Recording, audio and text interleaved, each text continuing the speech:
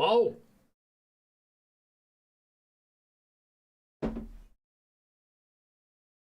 Who's out there?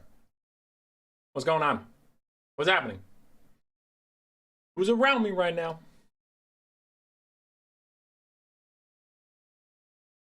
Yo, Zero. How you doing?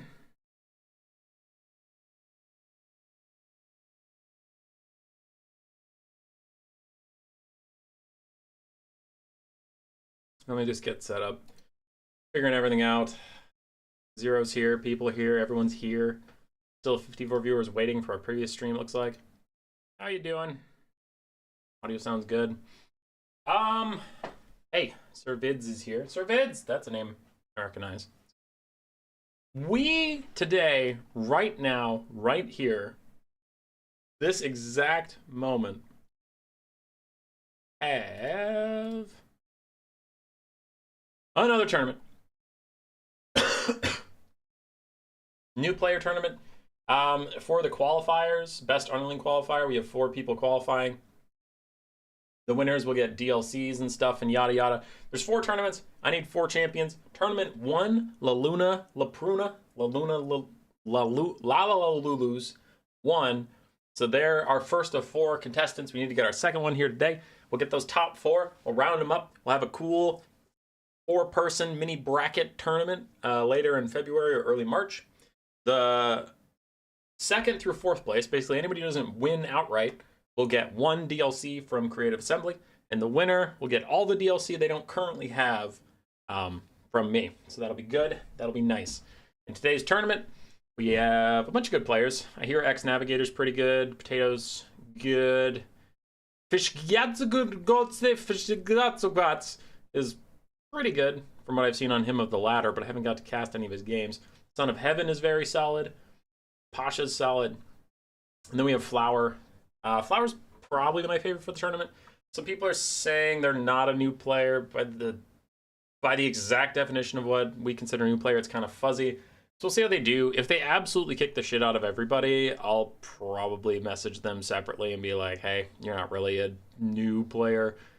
And then just like give them a prize of some kind, like just a Steam gift card separately and promote second place. We'll see, but it's too late to do anything now. Tournament started, so we'll ride it out. But there are a lot of good new players. I mean, X Navigator can probably put up a fight against Flower. Son of Heaven is very good. Pasha's good. Don't see him in a lot of tournaments. Yeah, I don't know why I clicked refresh there, because that would spoil some things, so I scrolled up. We have 4 Swiss rounds, and then we'll deal with any ties after that.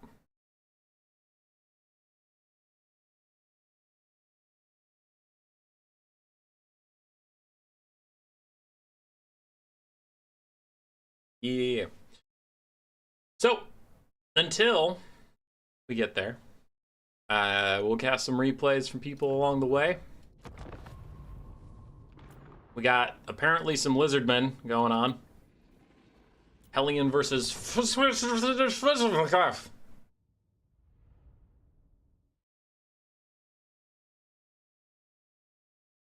I have a lot of time single player, but any multiplayer would I have been able to apply?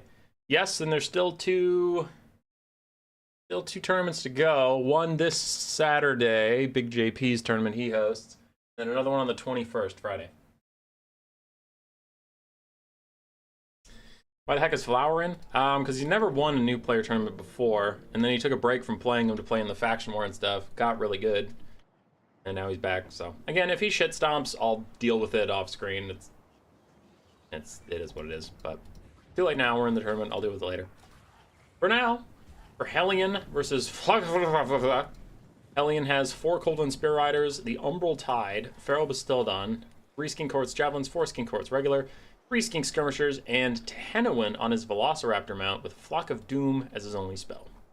On the side for the Wood Elves, we have Dryads, 5 Dryads, Glade Guard, Starfire Chefs, Glade Riders, 1 Way Watcher, Wild Rider, a Spellseeker Beast with Flock of Doom corresponding here, and Orion, King of the Wild Hunt, with Hounds of Orion, Horn of the Wild Hunt, Hawk's Talon.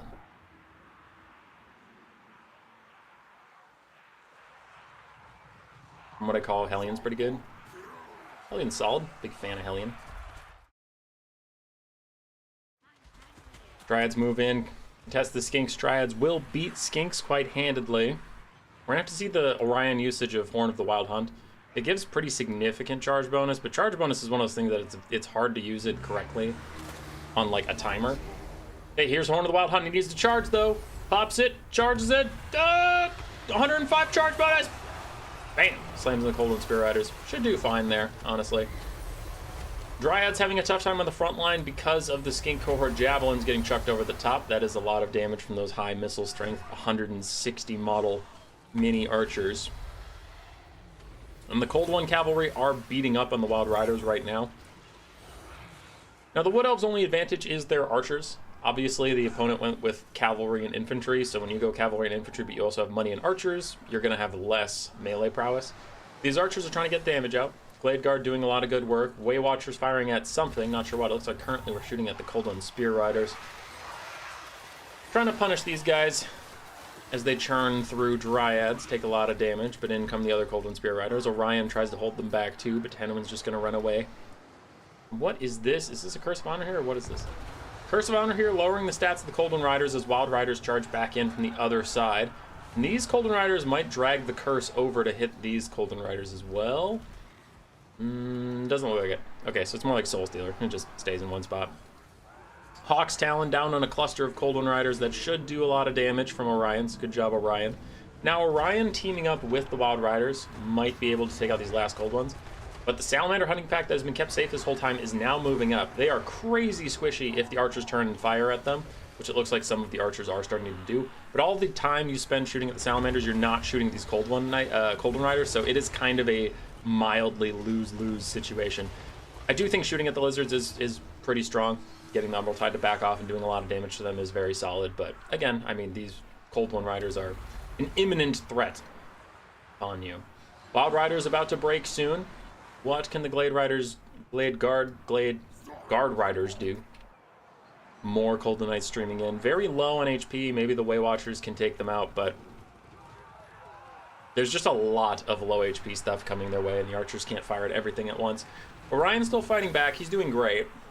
He just can't be everywhere all the time. That's the problem with, like, taking Orion is he's a solid single entity, but it's hard to defend archers when you limit your build like that.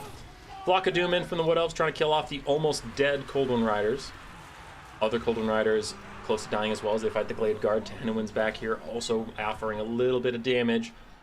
And it is a back and forth balance of power, very close game, though I would rather be the Lizardman at this exact moment just because the archers are getting shut down. That'll make the balance of power swing a little bit further. Now, do you have enough left to kill Orion and the Spellcaster of Beasts? Maybe not. But shutting the archers down is a great start.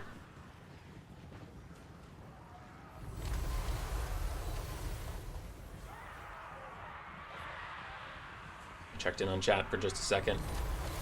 Last of the Glade Guard gonna get shut down. Orion pops the Horn of the Wild Hunt. There's not a lot of units that can make use of it at the moment, though. I guess these Wild Riders can for just a second longer. They rear charge some Cold One Riders. Other Cold One Riders jump into them. The Hounds of Orion going through two Skinks. Dancing through the Silver Wolves shall, though they go into the Wild Riders. Oopsie poopsie, that's friendly fire. Wild Riders barely hanging on. As they get closed around by Skinks, they will probably rout any second now, but Orion is still here doing a lot of damage. Now, if we get into the late game, Orion's going to have to kill a lot of Skinks, which he maybe possibly can do, but I don't know if he can do it in time to stop the Conquest Point. Way Watchers have rallied. That's problematic for the Lizardmen, because Way Watchers obviously do the most damage of any Wood Elf Archer, but also they 360 fire, which makes them a lot harder to shut down than regular Glade Guard. Regular Glade Guard, if you get them running at all, like just running away from you to get to safety, they won't keep firing, but Way Watchers will keep shooting as they run away. Tenuin pops Stand Your Ground. Maybe a little premature. You're not worried about those Way Watchers doing damage to you in melee. You're worried about Orion, who's sprinting up to come kill you. He does have Firewall moving. Should be able to throw his giant javelins. Looks like he chucks one behind him as he continues to sprint towards the Tenuin. And the Beast Caster for the Wood Elves is taking a lot of damage from these Skink Skirmishers as she runs after the Umbral Tide. That is quite bad. They really need to spam Flock of Doom if they're going to win this game. Another Curse of Honor here is out onto the Feral Cold Ones, trying to lower their stats to, like, 0. So, I guess there's that, but still, the charge impact is enough to get the Spellsinger of Beast to run away. So now it is Orion all alone. Way Watcher's getting sniped out by Skink Skirmishers. The Way Watcher's trying to get a little bit more poke onto Tanwin, but he is very small, and his player is dodging with him, so he'll be fine.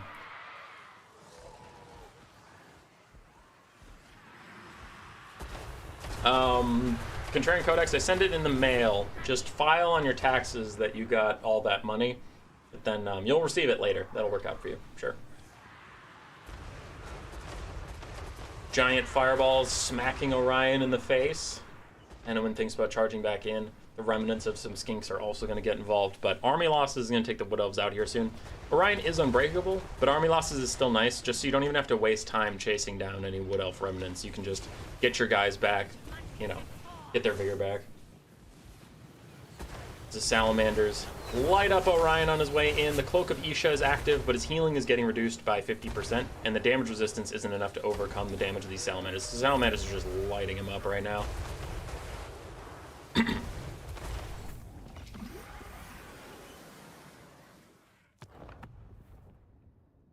GG from Hellion, well played. From apparently Fish Gynecologist. Good game as well. Woodland Spear Riders did well. Salamander Hunting Pack did very well. I didn't even notice there was a Feral Bestowed, so apparently it died fast. Guessing all the archers pin-cushioned it while I was busy checking on the armies.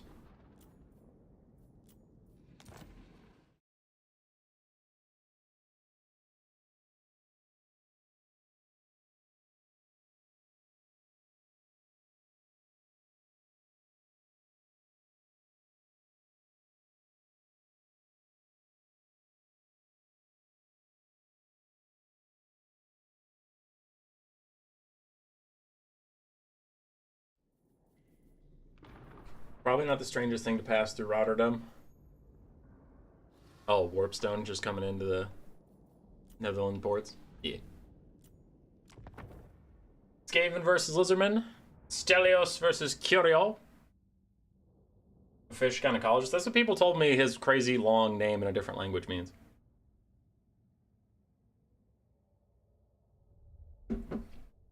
Nikai versus the Skaven.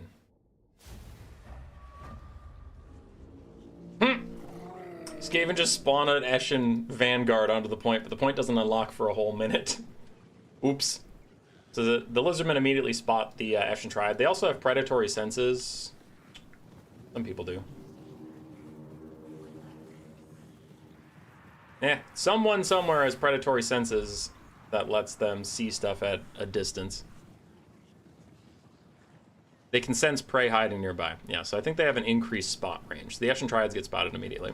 Anyway, for the armies, let's focus up. We have Cold Ones Riders, Cold Ones Spear Riders, Feral Cold Ones, a whole bunch of skinks. Some are red crested, some are regular, some have darts. And then we do have a Beast Caster, which is Flock of Doom. On the other side, for the Skaven, Ikik Claw, Howling Morkgale, and Cleansing Ruin for his spells. He is on his Doom Wheel, which has received some nerfs. And we have the Avalanche Mortars, 2 Jezzails, a bunch of Skaven Slave Slingers, and then Rat Ogres, Clan Rats, and Skaven Slave Spears, and 1 Eshin Triad. Skaven build is very elite in the shooting department, and you'll kind of see what you see a lot in heavy ranged games where the Skaven are going to take a lead early on the balance of power, but if the Lizardmen get into the back line at all, that balance of power is going to crater out and come back towards the Lizardmen as they shut down all those expensive ranged units.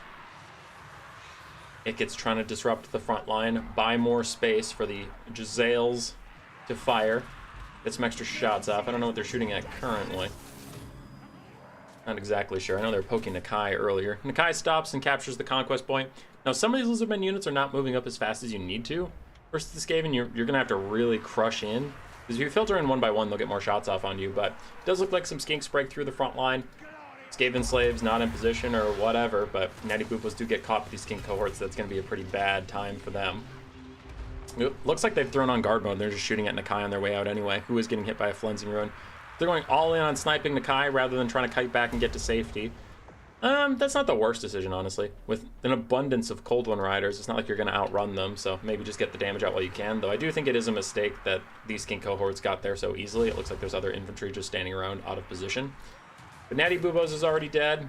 Another Jezzail getting mildly perturbed by Feral Cold Ones and the Avalanche Mortars. Run to safety briefly. What are you going to shoot at? It looks like I saw you're going to shoot at something. Even over here. Ooh, I guess there's a big old clump of cold ones there you can maybe get, but the feral cold ones find them. Rampage straight into the avalanche mortars, pushing them downhill. Skaven slave slingers try and save them, but that's not exactly the best force to save them. Natty Boobos are gone. Land rats need to be rotated. Ashen Triads are fighting skinks off in the distance. And more Colden Riders still just fighting Rat Ogres. These aren't the Spear Riders, so they don't get the bonus versus large, but still. Grinding fight versus Rat Ogres, they'll do okay. Rat Ogres will trade up, but you'll get it done eventually. What up, Spotify?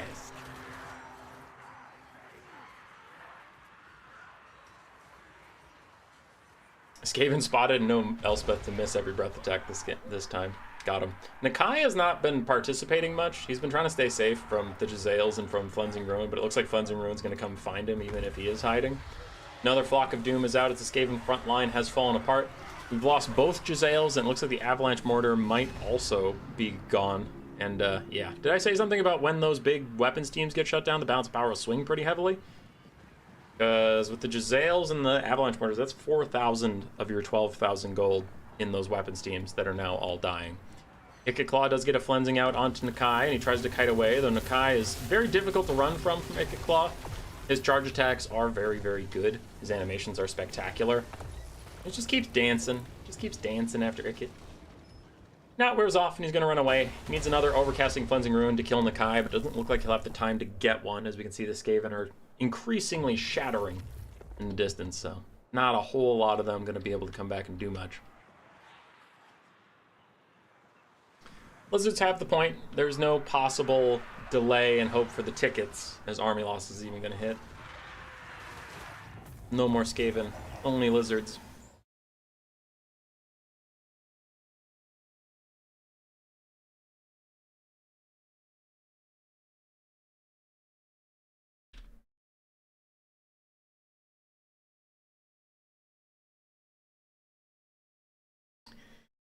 Saving up some more replays.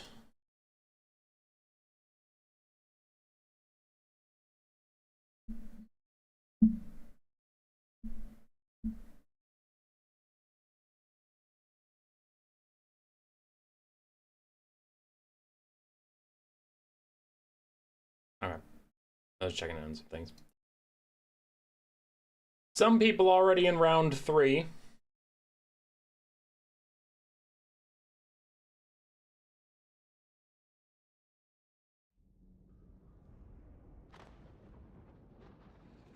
Taking a look at the values. Flock of Doomcaster did great. Feral Cold Ones. Which one of these 3 Feral Cold Ones got onto the Avalanche Mortars? I wonder. The world may never know. Golden Cav did pretty well. Ikit Claw, 1600. Rest of the Skaven, not as much. One of the Jezzails got a lot. Avalanche Mortars didn't get a lot. Rat Ogres did well. But it was not enough. Many Ratlings died to bring me this defeat.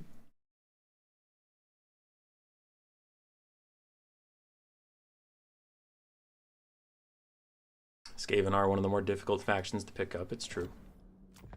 Low leadership's a hell of a drug, and then just trying to keep your backline safe with low leadership is difficult.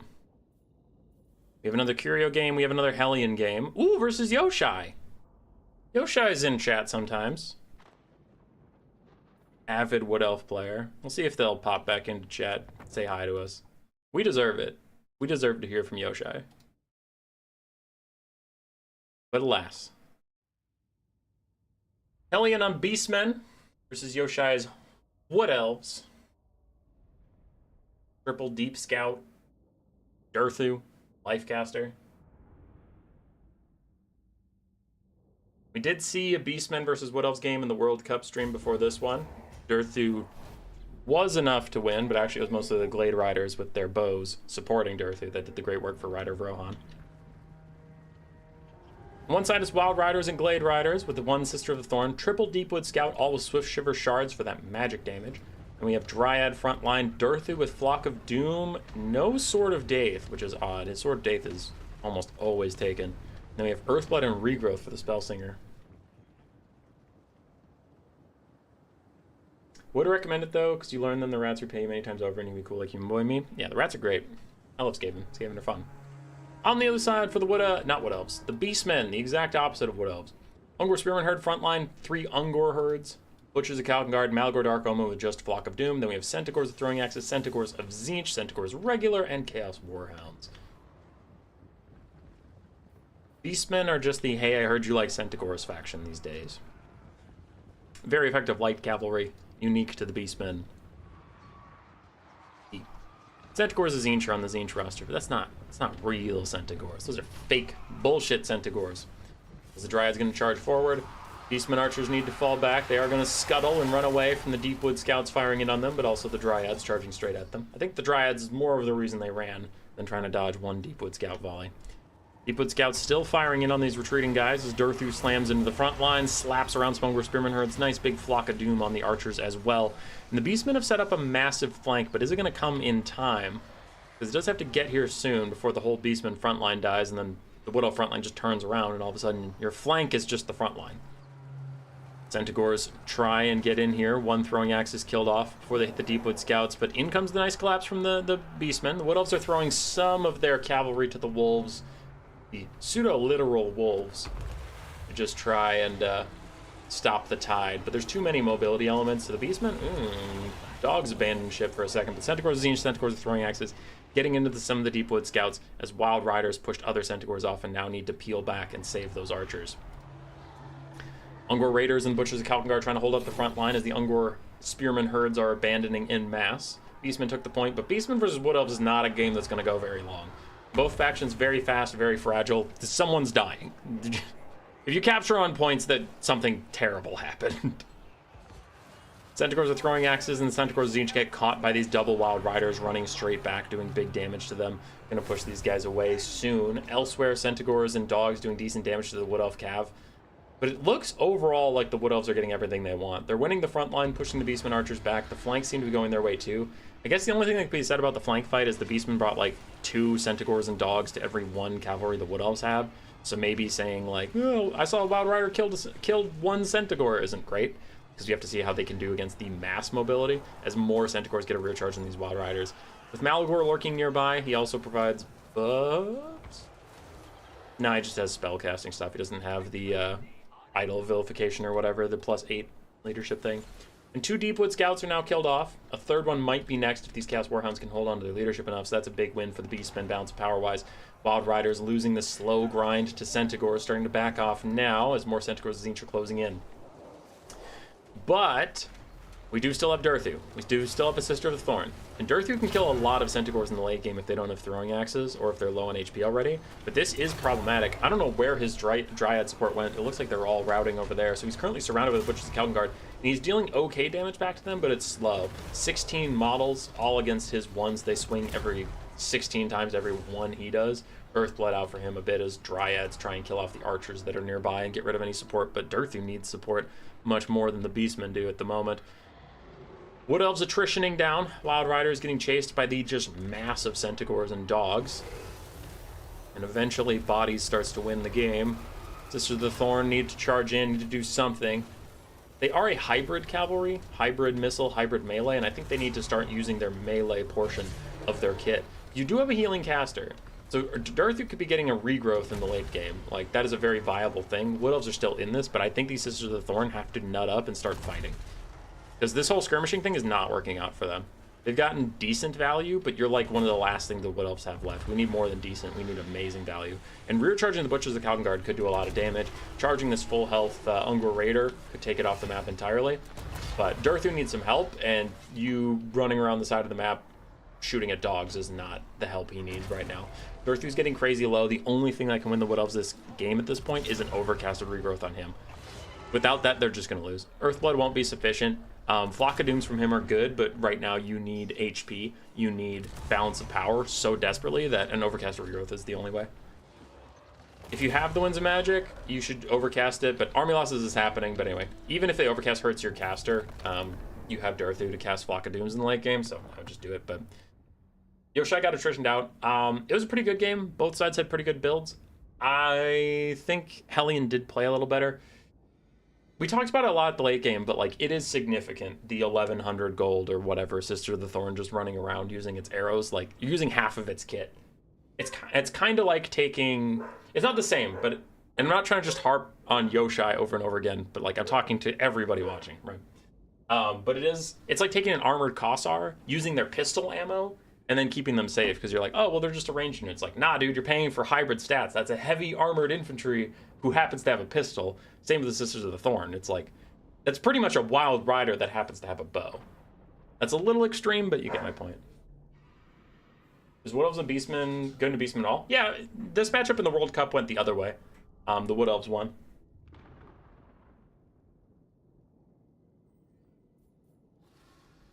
It was winnable. I think the Sisters of Thorn misplay cost the Wood Elves the game. I don't think this was like, well, they weren't going to win anyway.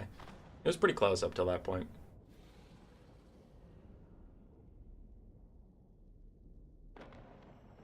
What up, Tequila Sunset? How you doing? Centaurs with throwing axes got pretty good value. Well, one did. The other one got murdered entirely. For Yoshai, his Dryads did well. His Deepwood Scouts did okay. He kept them alive for quite a while. Wild Riders and Glade Riders did okay. Sisters of Thorn did not pay for themselves. It's Beastman slightly favored. Oh yeah, someone can be favored. I'm just saying it's winnable.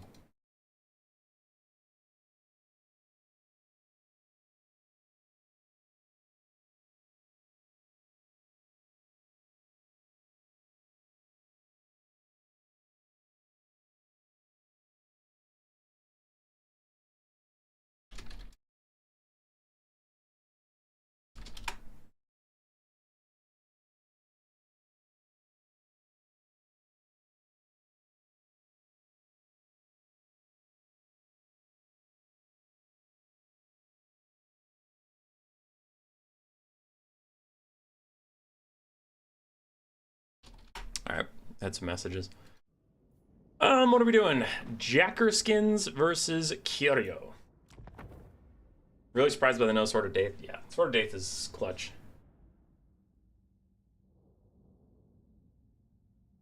Grievin, that's true. Rider of Rohan's build that won this matchup in the World Cup, he took 4 Glade Riders with Hagbane tips, so that his archers could be mobile too. I think that is generally safer than the foot archers versus beastmen. Vampire Coast versus Empire. Vampire Coast took 2 Carronades on a map with a pretty good number of trees, so I don't know how their line of fire is going to be. And we have a front line of pistol mobs backed up, well, actually, deckhand mobs backed up by pistol mobs. Celostra on her crab with her crab summon or ghost knight summon. Scurvy dogs and sirens, double Mourngulls, and 2 deck droppers with handgunners. It's a very cool build. After watching a different game, I forget who took them, but somebody took deck droppers with handguns and they did absolutely no damage. Like, you got them in position, set them up, and turned to fire, and they just did literally no damage at all. Ooh! Templeoff Luminarch taking huge shots from the Carronade. My goodness gracious. Carronade has 1,300 value. Sorry, 1,030 value, not 300. Bye, Spotify.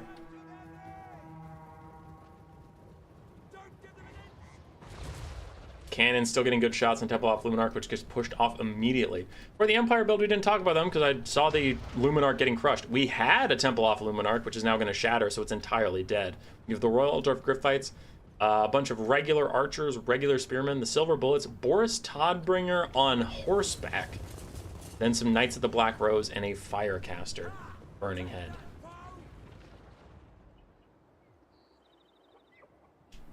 Dang, goodbye Templeoff Luminarch. Damn Knight's Errant Summon is out. It's going to immediately charge some archers here. The Empire has taken the point, and the point is in a bit of a forest, like, cove. So they could be safe from the artillery here. Archers get charged by the Damn Knight's Errant. These archers advancing without their spearmen is a little sus, because, like, these Damn Knight's Errant are going to do that. But the Ghost Knights generally do more damage versus armored targets. Them killing one 350 gold archer is not a crazy bad thing. Bright Wizard getting a little big for his britches, is going to start retreating. Vampire Coast have the firewall moving with their pistols, though, so they'll get a little poke, not too much. As he gets stuck in his own troops, the crab comes jumping in, and the Bright Wizard taking a little bit of damage. Honestly, not that much. Summon some Rotting Prometheans to also cause disruption. Royal Drift Griffites countercharge the Damned Knights Errant, but they're taking a lot of damage from the Carronades. Oh, that is a gold chevroned Carronade and a triple silver chevron Carronade. That's why they're so accurate. They're chevroned. Mourngulls and the dogs moving up. The Empire is in a bad way after losing so much HP off the Royal Drift Griffites. No healing for them on this roster, by the way. They didn't bring a life mage or anything. So the very expensive Royal Drift Griffites are getting crushed. The Temple of Illuminarch was already killed, as we saw. Now Solastra's at half HP as Boris continues to chase her down. Silver Bullets were offering a bit of supporting fire. That is quite good. The Empire, understandably, down the balance power after losing two expensive things like that. Who's the C-tier artillery now, huh? Got him. Got him. Solastra's still low. Boris is still chasing her. Not going to let that go anytime soon. Nice big burning head through the zombies. Will hit a couple spearmen, but mostly just roast down the zombies. So very good cast from the Bright Wizard. Silver Bullets protecting the point, setting up wherever they can. Now firing it onto the Mourngulls. Handgunner bats are, you know, around. They have done some damage.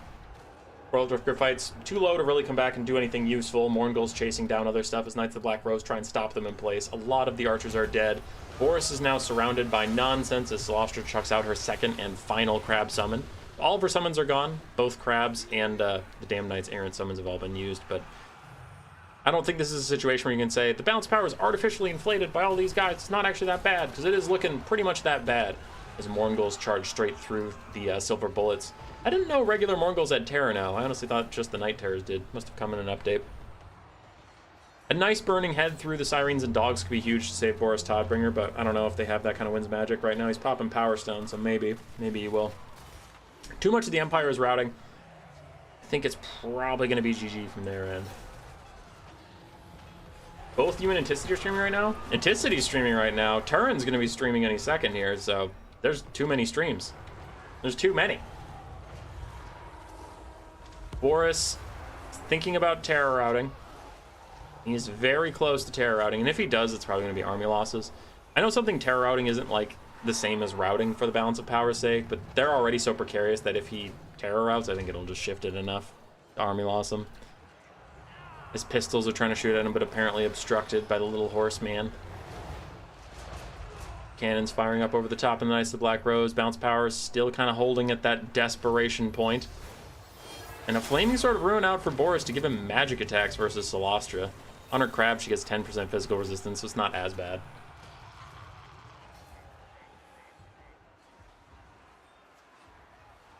Cannons need to get a good hit onto the Knights of the Black Rose to trigger army losses, since it looks like Solastra and the guns all can't see Boris. The Sirens aren't going to be enough to get army losses out. Something else is going to have to break first.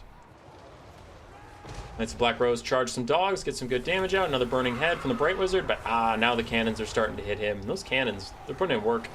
2,900 for one, 1,200 for another. Excited for the best of 11 tomorrow? Yeah, dude. Should be good. Should be good.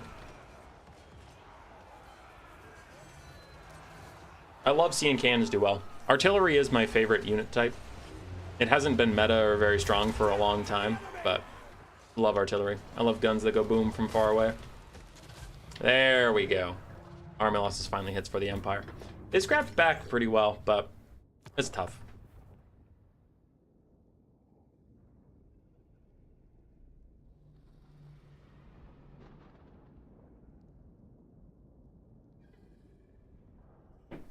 I like playing Close. I wonder if they'll ever get a DLC. I mean, Wood Elves and Beastmen got DLCs, and they were DLC races. I think that Coast and Tomb Kings, like, I know this is an unpopular opinion and people say it'll never happen, but I would really like for, like, the next 3... Okay, not the next, because the next has to be Slaanesh. But after that, I would want the Nagash DLC, where Vampire counts Tomb Kings and Vampire Coast, or the 3 factions. And then you have, like, Nagash, who's kind of a Demons of Chaos type of faction, where he has access to all undead.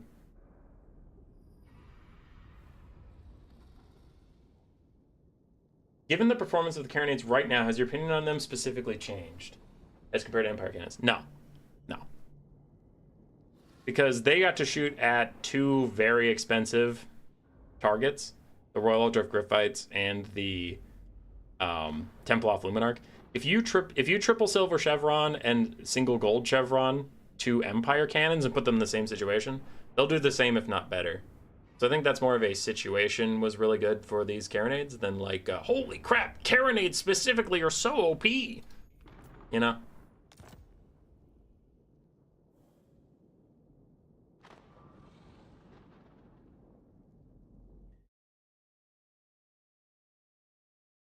Stelios sends me a replay. I save it. Super. I'll deal with that later.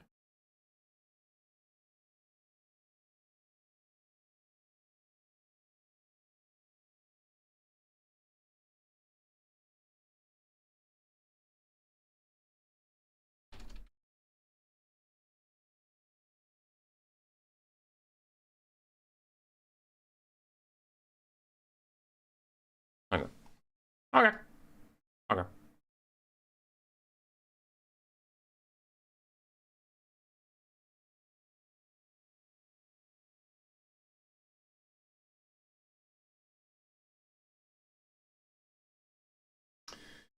Tournament's been going for an hour. We still have some people in their round 2, which for a best of 1 is getting a little long in the tooth, lads.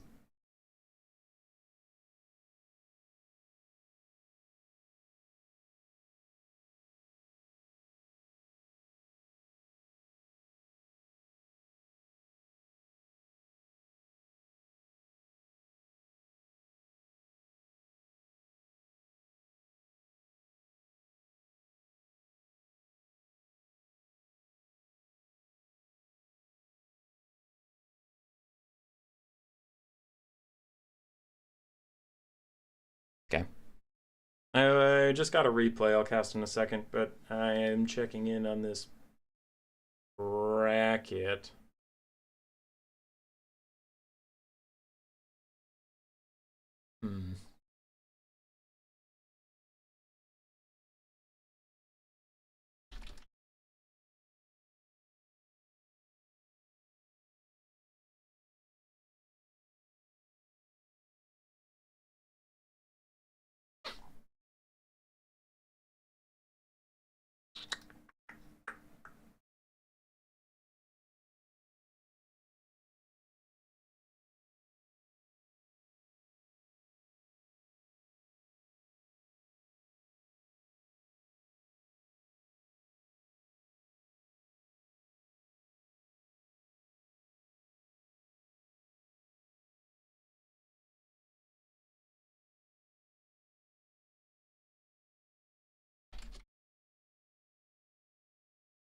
Okay. I messaged the people I need to message. Someone sent me replays. We should have one to cast here. Ooh, greenskins. Ooh, beastmen with Vestigars. What?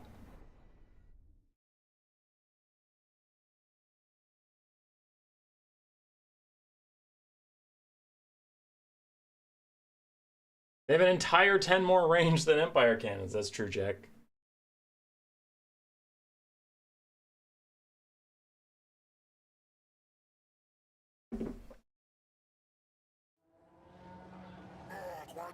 Okay.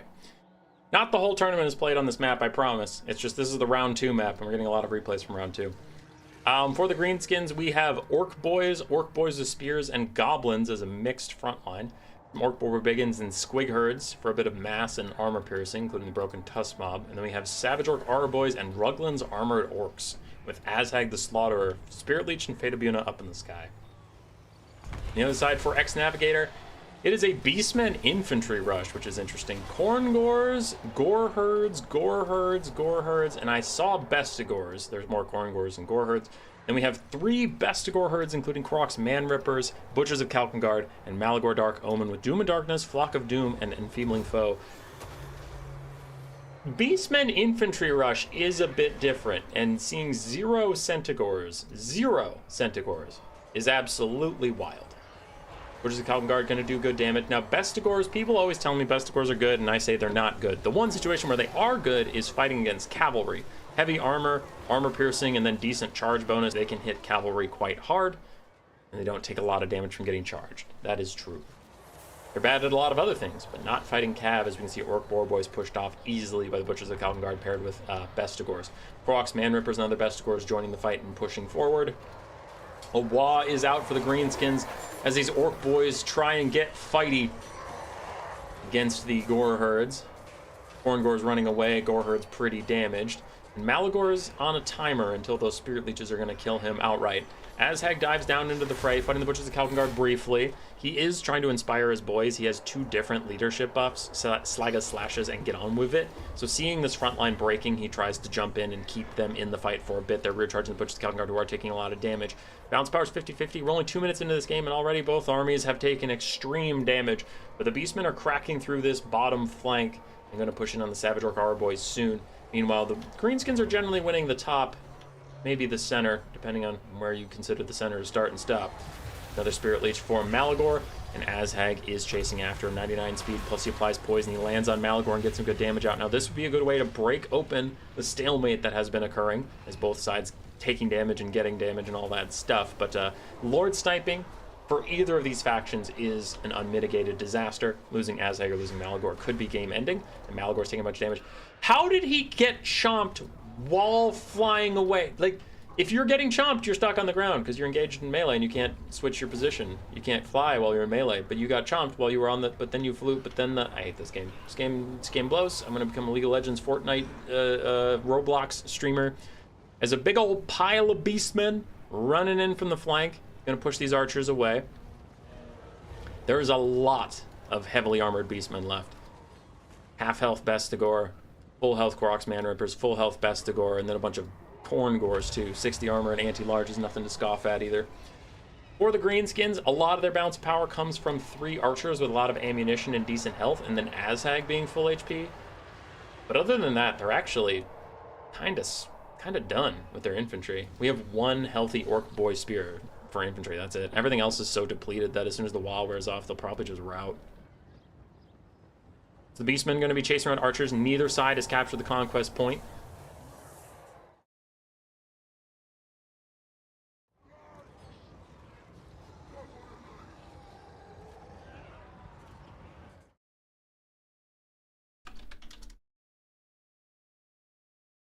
Okay, sorry. People messaging me.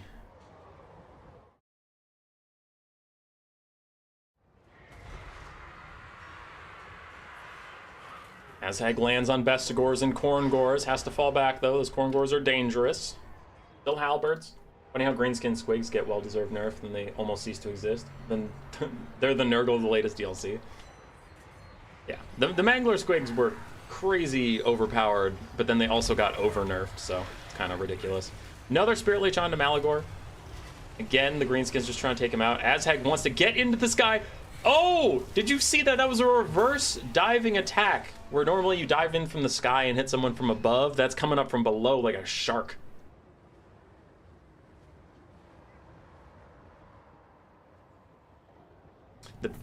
And looks like the Greenskins are just going to surrender from there. They do have Azhag. Stelios still has Azhag, but he has nothing else left. His archers are just forced to run away from infantry for the rest of the game. And a lot of those infantry were halberds. We had 3 healthy halberd units left, 2 healthy armor-piercing infantry, and then, yeah. GG, a wild Beastman build does get the W.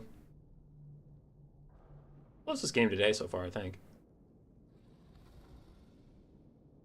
Orc Boar Boy Biggins just didn't have good targets. They had to cycle charge infantry, which Orc Boar Boys do terribly versus infantry. It's not their forte.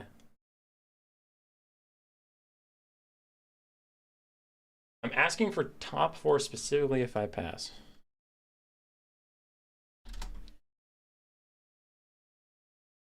Okay.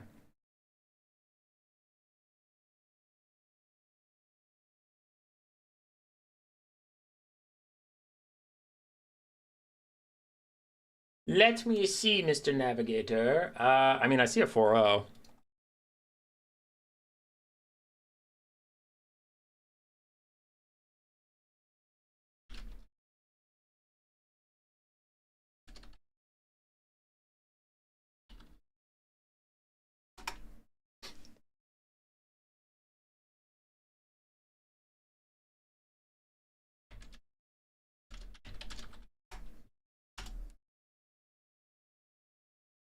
Okay. Checking up on things. Ending. Curio wants to be my friend? Why? Why would you want that? I'm scared. Don't want to be your friend.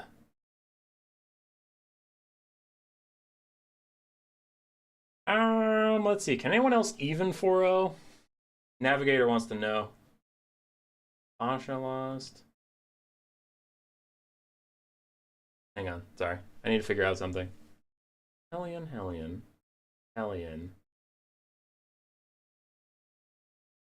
lost. Okay. Fish. Potato.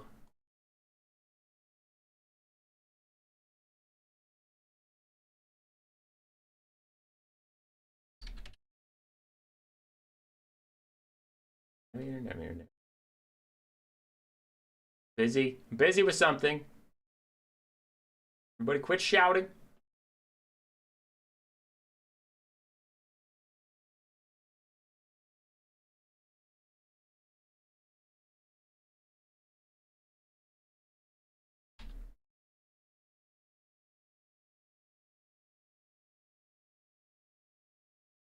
Got a loss in the swap round, but I won.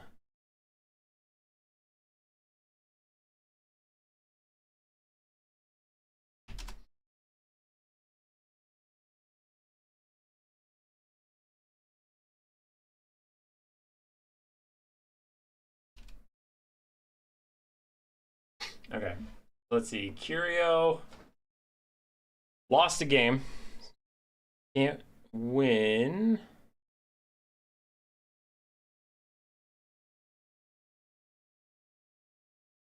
Lost. So I think the only other person who can get a 4-0 is Psalm.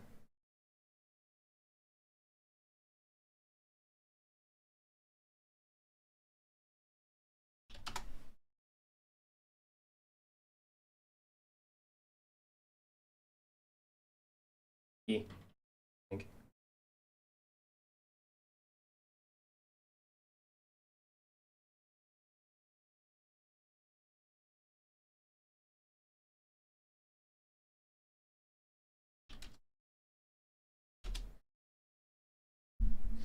Okay. So I'll check back in with that later. But it looks like if Flower beats Psalm, then we'll have a 4-0 and uncontested. Moving on. We have replays to cast. Can't just sit here talking about tournament bullshit all day.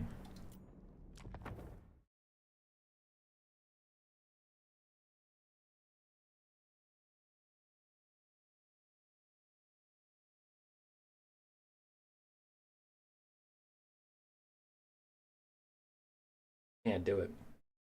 You can't. You just can't. There's too much at stake to talk about dumb garbage.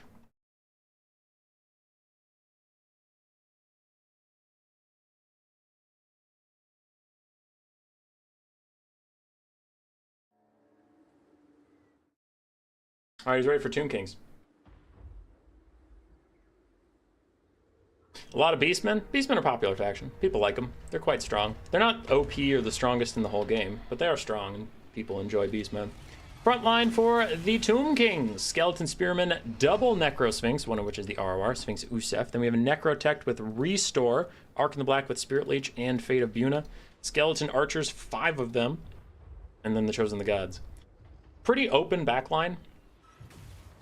I wonder if the Beastmen have any Centaurs, if they can just scooch around the backline and shut down those archers for free. But we'll see. On the other side, for the Beastmen, we have Malagor Dark Omen, the Flock of Doom, and Enfeebling Foe, Razorgore Herds, and Ungor Herds, Ungor Raiders, Khorne Gors, and then we have a bunch of Centaurs way in the back. Sons of Goros, Centaurs Grey Opens, Centaurs of Tzeentch, Butch's Calvin Guard, and regular Centaurs. But keeping them awfully backed out. A third of my games cast this time. I'm truly blessed by the Horned Rat. I'll be honest, not a lot of people sending their replays in this tournament, so yeah, you're getting them by default, dude. You're getting them, brother. Skeleton Warriors summoned out onto the Ungor Herds. Sphinx Usef Maybe overextending. Gonna get surrounded by Centaurs with great weapons on, it looks like maybe 2 sides? No, those are just basic Centaurs. Whoa, what's with that formation? Anybody else seeing this? Look at these Centaurs! Look at that! That is a wild formation. I don't know how he even did that accidentally. I can't do that intentionally if I wanted to. Get them spread out. Anyway. Trying to punch through that front line. I think the Beastmen should have abused this big open flank. Like, there's not enough skeleton spears to go around to cover this area. So I think if you use your superior speed and get your mobility around the backside, you could get a lot of damage out. But the Beastmen are just trying to slam in through the front, and it's looking rather difficult. The game isn't over, I'm just saying. I'm like, you're taking more damage than you have to out here, friend. Butchers of the Khal Guard still haven't committed to the fight yet. They just keep getting harassed by the Chosen of the Gods and other archers. But the Korngor is on the ground doing fantastically well against the Sphinx of Usef. Taking half HP off this incredibly expensive piece is quite nice. Fate of Buna onto the Butchers of the Khal Guard will not do that much damage. It'll do some. It's not the worst target in the world, but generally the more models for Fate of Buna, the better. And only having 16 isn't quite enough. But they're getting shot by a whole bunch of archers and the Chosen of the Gods, so they're getting taken very low. Beastmen falling behind in the balance of power, I would definitely agree. They're still just trying to punch through the front line of the Tomb Kings. It's not going great for them. We do still have some Skeleton Spearmen who are very healthy. Arkan Summon plus the Necrosphinxes running themselves out to just be fake frontline and buffer for a while is really doing a lot of work. The Archer's still completely firing. The Chosen Gods firing for free too is a problem. Which is Skeleton Guard Terror Route. Not Terror Route, Shatter. That one. Not Terror Route. It's an infinitely more permanent than a Terror Route. Centaurs is trying to come back in. We have Razorgore herds in the distance that have not been rallied. Sons of Goros are starting to get around the sides now, but it might be too little. It might be too late. A lot of Beastmen today. Yeah. New player tournaments tend to go in weird waves where everybody just decides on one thing. Like there was, I keep bringing it up, there was the Blackguard tournament where everyone was playing Dark Elves and like everyone kept taking up 1 or 2 Blackguard of Nagarond in every build. I don't know why. So, it's just weird. People are strange. People do weird things all the time. This one is looking like a Tomb King slap. They're wildly far ahead in the balance of power. I think they're even further ahead in game state. Honestly, the balance of power is worse for the Beastmen than... the situation is worse for the Beastmen than the balance of power is showing. Korngors using their Unbreakable. 6 seconds left of that while they kind of do some damage to archers. Now finally a big play from the Centaurs. Centaurs around the side. Look how much damage they do on the flank to these archers, to the Chosen of the Gods. Even in their wounded state, they're going to crush through those guys. But it's probably just not enough to claw this back at this point. You still have 2 big, healthy Necrosphinxes. Do you still have a restore? You still have 1 restore, so honestly, the Necrosphinxes could be even healthier. And then you have a full health Arkan. Still a lot of skeletons and archers. And that long game is just going to go against the Beastmen far too much. Terror Route peels away some of the Centaurs. Arkan Spirit Leeches Malagor. Does make sense.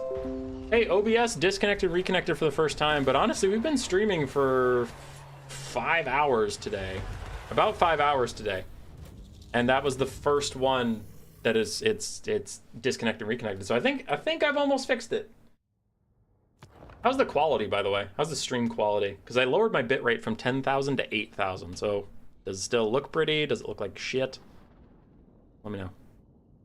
Pretty solid win here from Curio. Nice job. Just a good army build, a good formation. I do think, like I was pointing out for Power's Beastmen, I think they could have flanked you and that would have been a problem for your build. So maybe cut 2 archers and get a couple... I think if you cut 2 archers, you can get almost 3 skeleton warriors and complete the formation, so you have some infantry on your back line. I really liked, Curio, that you peeled back with your Necrosphinxes. Whenever your archers were in trouble, you ran back here and terror-outed. I think that's great, but I think having some skeleton warriors back here to mitigate the damage the Centaurs could have done to your back line while you do that would be even better. But I really liked your army composition idea. I just, like I said, cut 2 archers, get 3 skeleton warriors and put them in your back line. Just to make those Centaurs work a bit harder to flank your archers.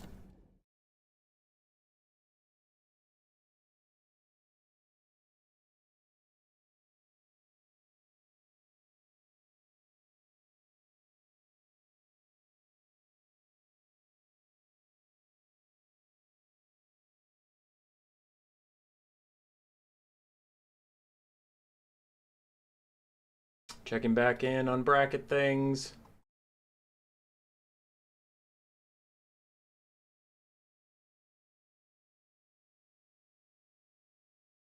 I'll message Navigator.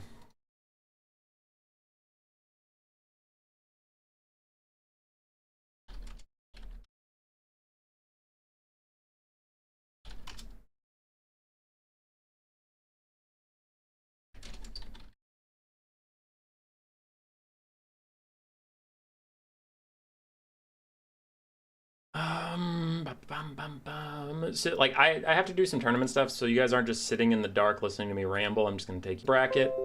OBS is upset. Thanks, OBS. You continue being upset. So I believe if I reload this page, Navigator has a 4-0. No one else does. Hellion has 3. Psalm has 3. And Hellion lost to Navigator. So Psalm has to beat Flower. Otherwise, there's only one 4-0. Now, did any of our... Flower had beaten someone here. They hadn't dropped before, so I don't know what happened with them. But I know Flower had 2 wins. They lost somewhere else. Ursa gets +1. Power gets +1. And then that power is fake. We already determined that. Ursa would be at 2. Power would be at 2, so they're not going to get to 4. Jacker Skins gets +1. Where's he at?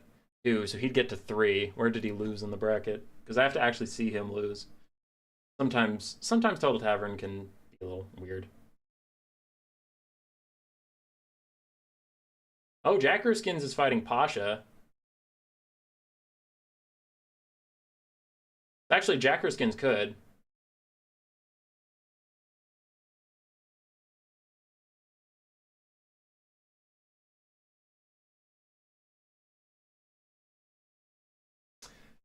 Yeah, I think. Actually, Jacker Skins is undefeated too. 1, 2, still undecided, and then a TBD round.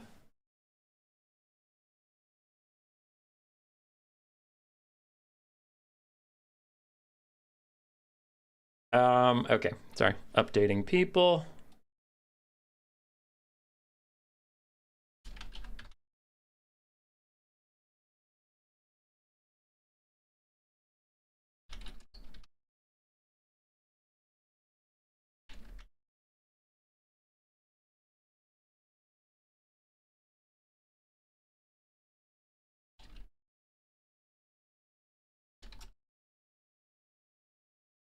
Okay. Cool. Cool.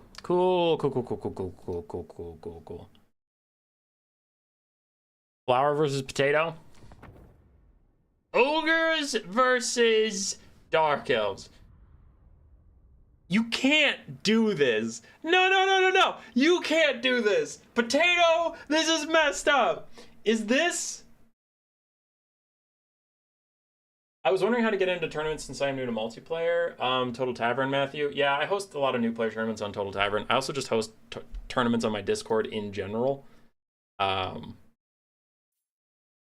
so we host a lot of tournaments. Also, you can just hop on our Discord and play with other people outside of tournaments and like just play multiplayer games and get yourself ready for tournaments.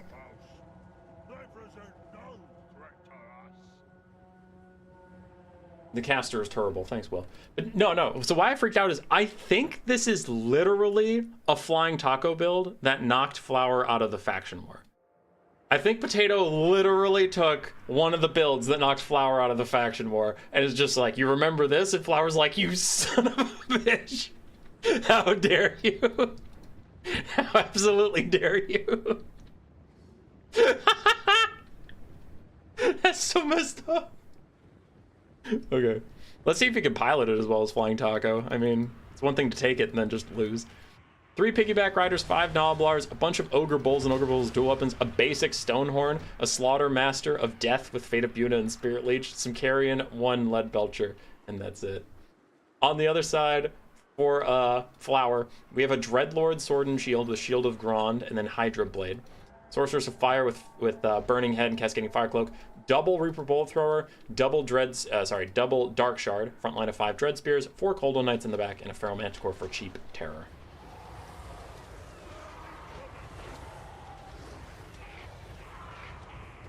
Oh, there's a Golgi's Maneater in here too. Okay, so it's not all cheap Ogre Bulls, but still. Reaper Bolt Thrower is going to shoot at the Lead Belchers. Lead Belchers need to get closer the enemy to shoot them. I mean, obviously they're still out of range, but also like firing up over hills through trees is going to be pretty tough. So they're going to have to get nice and close if they're going to see anything. Looks like the Sorceress of Fire was trying to hide in the woods, and a Stonehorn went and said hello to her while I was busy talking about the armies. Ogres capture the point, and they're going to fall back.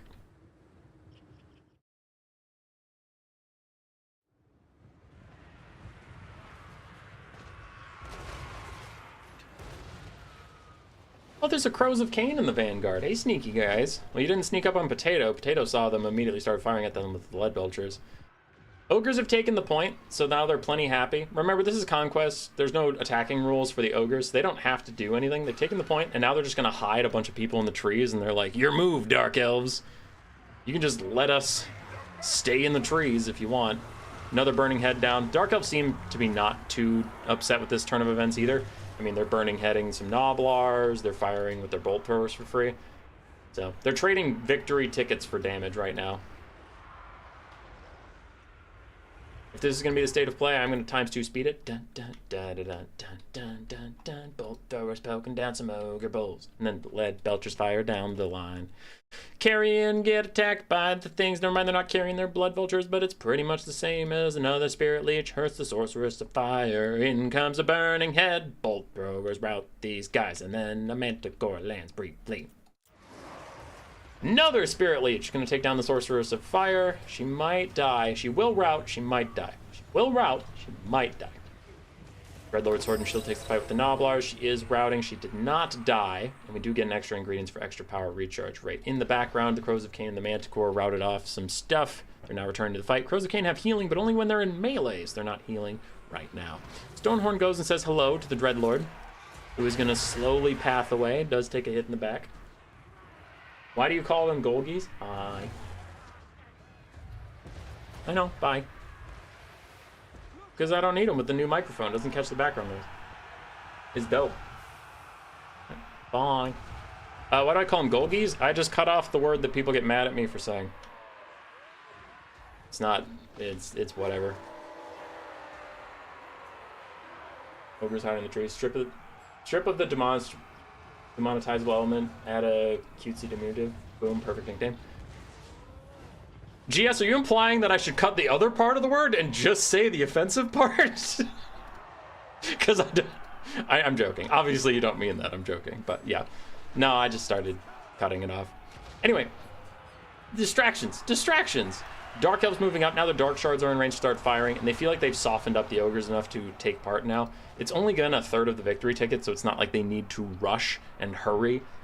They can push up as they need to. The bolt throwers are almost out of ammunition, though, which is something I haven't seen in a very long time. So the bolt throwers almost out of ammo after firing all game long. Piggyback Riders are going to demolish Cold One Knights. It is not even close. Piggyback Riders are very, very, very strong right now, but especially against large targets. Those Cold Knights do not want this fight at all. Stonehorns and other Ogre Bulls with dual weapons fighting back against the Cold One Knights. Gold cigarette in Britain. That'd be good. That'd be good. Lead Belchers, quite damaged, but still 11 out of 16 models. Plenty of damage for them to put out. They're trying to shoot at a Manticore, but he's blocked in by Ogre Bulls. Definitely should switch on to just shooting this clump of Cold One Knights. It's going to be easier for you to hit them. Dark Shards, still alive. Full HP. These other ones, not as much as they run away from the Man-Eaters. Man-Eaters running them down. Strong weapon strength, good stats, high armor. Just a little expensive. And they will need a heal soon. I imagine we'll have a meat feast, considering how spread out and crazy the battle is. That usually means the ogres have charged up at least one meat feast that they could use on those expensive man-eaters. Bounce power is slightly in the ogres' favor. Ogres have just ticked over half the victory points. Golgs man-eaters? Because Golgs kind of stops on a G and it's weird. Golgi is nice. You end on an E sound. You can transfer into the next word without struggling. Anyway, Dreadspear's fighting Slaughtermaster of Death. He was just sitting in them, getting up extra ingredients cast. That thing only recharges when you're in melee. Lead Belchers trying to fire through the trees into a blob of Dark Elf elite units. And the Man-Eaters now turn onto the Reaper Bolt Throwers. Now, these guys are almost out of ammunition, sure, but you can take them out if you can. I mean, a unit's a unit. Take the win. Crows of Cain diving down in behind these guys, trying to heal up off them, though it looks like the Man-Eaters are just going to fight back more than they could possibly regenerate. So they do end up dying regardless, but an uphill charge from Cold Knights, still buffed up for 10 seconds by Murderous Prowess, does give them extra melee attack, makes them a little more scary, and there was no Meat Feast cast for the Man-Eaters. I wouldn't want one at this point. They're too doomed, so just don't waste your healing on them. Pretty unfortunate. Stonehorn also got shanked. I'm guessing the Dark Shards had something to do with it, but it was surrounded by Dread Spears and Cold Knights as well. Imagine being a Millennia Old Elf on a Raptor getting poked by a Rusty Spear from a Noblar on top of a Noblar, and you die. Yeah, that is what makes the Phoenix Guard lore very funny. You're right.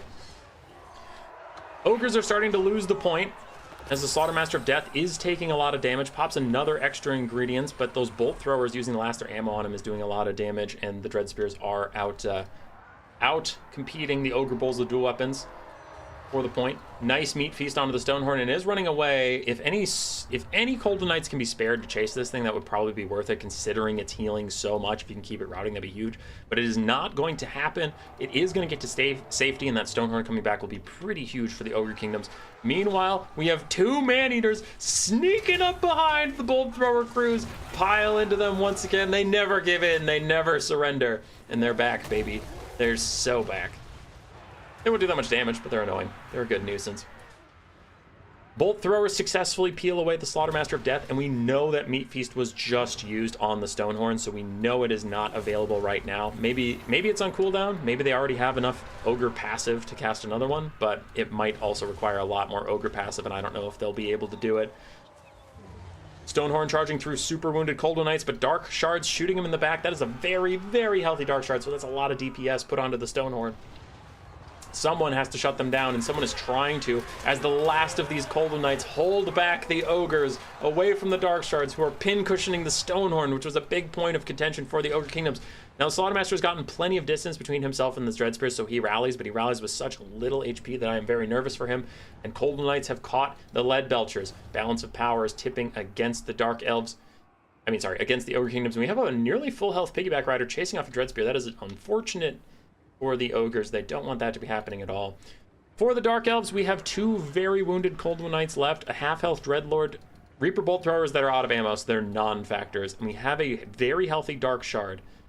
Can do a lot of damage. Colden Knights go and catch up to the Slaughtermaster. He throws out a Desperation Fate of Yuna. That is overkill in the extreme for this type of unit, but he knows he is dead if he doesn't do it. A Spirit Leech will not be enough, so he is going to rout, but the only hope for him to come back is if those Colden Knights are dead and gone. So the Fate of Yuna needed to be cast. It kills them outright, and he routs. 380 HP left for him. Maybe he will come back. Maybe he won't. The Stonehorn, I don't see it anywhere. It might have died. It shattered. It didn't die, but it did charge these guys and fail. But, ladies and gentlemen, what's going on back here? What's happening up here? What's happening at the top of the scoreboard? What's going on at that point?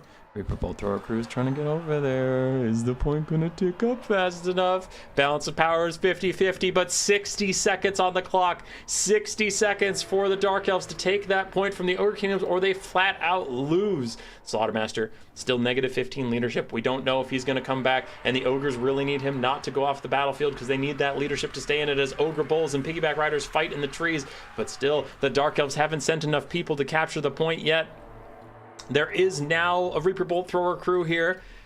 Somehow that is getting more green instead of more red, but I think it is being captured by the red team. I think that is false. A Dismember cast on the Dreadlord's Sword and Shield to slow her down from getting to the point. 22 seconds left. The Bolt Thrower crew is not providing any capture weight at all.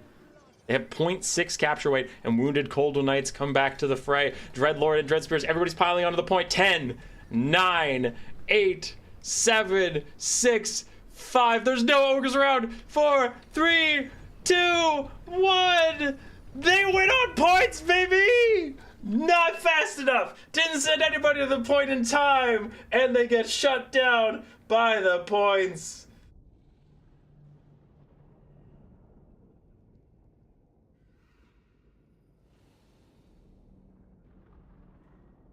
Dude, there are 3 veterans playing this game.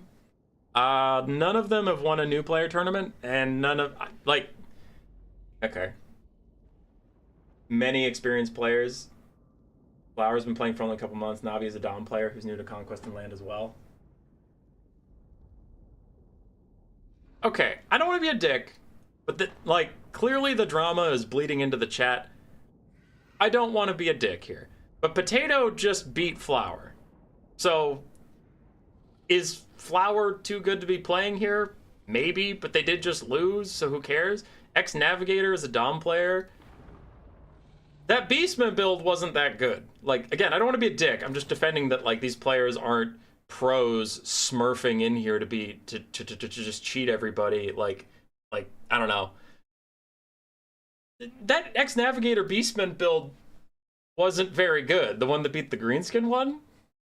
Just spamming Bestigors versus Greenskins? Like, I think if you didn't have Azhag flying around, because I think Azhag on his mount is overkill in most matchups and just too expensive, it limits your build options. But he just walked forward with heavy infantry and barely won. Like, it's not like he's shit stomping anyone. I don't know. It is just a little weird that, like, people are this up in arms. Like, if you watch Sipa, Alfredino, Flying Taco, you watch those guys play, like, those are the kind of people we're trying to keep out of these tournaments. What makes a new player is such a broad spectrum. Now, should some of these people be here? Maybe no. Maybe I should go talk to them. Maybe I should kick them out. But I don't know. They're also not, like, the best players I've ever seen. Anyway. I gotta check in on tournament stuff. Okay, so Psalm lost to Flower.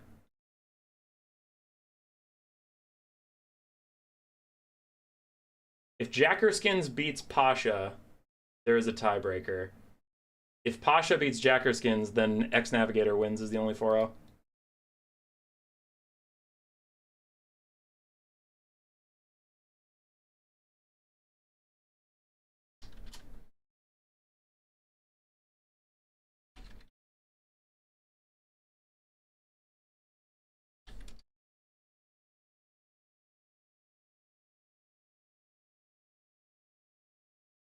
Okay.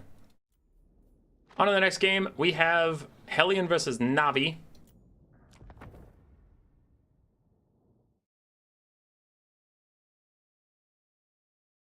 Potato confirms in the chat and in my DMs that he stole Flying Taco's build. And won with it.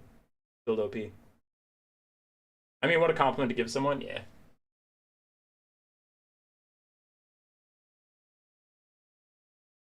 They had to send ninjas to stop you from winning, Twan. It's true, dude. It's true. Alrighty. What is that, Hellion? Whoa. Okay. Hellion with the Chad double Feral Carnosaur. And honestly, I get it. Because you're fighting the Chaos Dwarves, you know they're going to have big single entities. So double Carnosaur with a Slann Mage Priest of Life with Earthblood and Regrowth.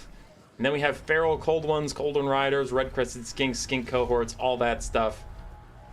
It's a pretty broad armor-piercing build, but the double Feral Carnosaur are going to have to put in some serious work. Now, there are good targets for them. We have a Source Prophet of Metal with Final Transmutation and Searing Doom on his Veiled Taurus mount.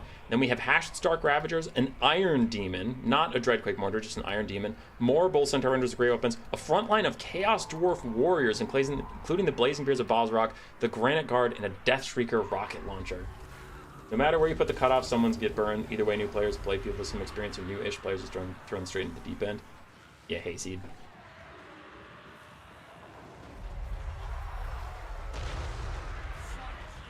So the Carnosaur is moving up. They already got one regrowth. It is an undercast, but they are still on fire, so they're not going to get a ton of healing from that. And now they dive onto the Iron Demon. The train trying to get away from two T-Rexes that look beautiful as they try and chomp down on the Iron Demon. Already a third of its HP gone, but now the Granite Guard turn their focus onto the big T-Rexes, but the T-Rexes sense blood in the water, and it's their master's blood. They go sprinting over to help out as the Bale Taurus starts to try and T-pose his way out of here, but Feral Cold Ones, clever girls, the little Velociraptors try and keep him on the ground, but the Slann gets tangled up in the T-Rexes, keeping them from their target, but they get back onto him. Bale Taurus is trying to path to safety. Meanwhile, the Slann uses a banishment on the Granite Guard to stop those blunderbusses from firing for a bit. Skinks and Cold One Riders just mucking up the back line, but Bull Centaurs are back there. Those Bull Centaur renders doing fine. We need more Coldwind Riders to get activated. Too many AFK units here from Hellion as the double Feral Carnosaur sprint straight through, get on top of the Granite Guard. That is huge, so now those guys are just never going to get to fire again, and an Earthblood keeps healing them up. Healing is a hell of a drug, and it is getting right through that Chaos Dwarf front line as an Iron Demon is trying to peel off red-crested skinks. Horde of Sotek are literally unpeelable as they are unbreakable, but the Hashenstark Ravagers closing in on the Feral Carnosaurs, and that is going to be a big Fountain Transmutation, probably Overcast considering how long this game has gone on. Yes, but the Overcast damage does hurt the Sorcerer Prophet of Metal quite a lot. Anyway, it's a good Overcasted Fountain Transmutation onto these two Feral Carnosaurs. Meanwhile, the Deathstreak Rock Launcher is not giving up, is still firing in single target mode versus the Feral Carnosaur, is going to rout him soon. Feral Carnosaurs are feral, they are just mindless beasts with low leadership. One of them is going to rout, the other one is running through the front line again, hunting for the Sorcerer Prophet, and the greedy Slann uses Regrowth on himself instead of saving it for his Feral Carnosaurs. What a jerk, as the Carnosaur is hunting, getting a couple good hits on the Sorcerer Prophet of Metal, but not doing as much damage as you would need to.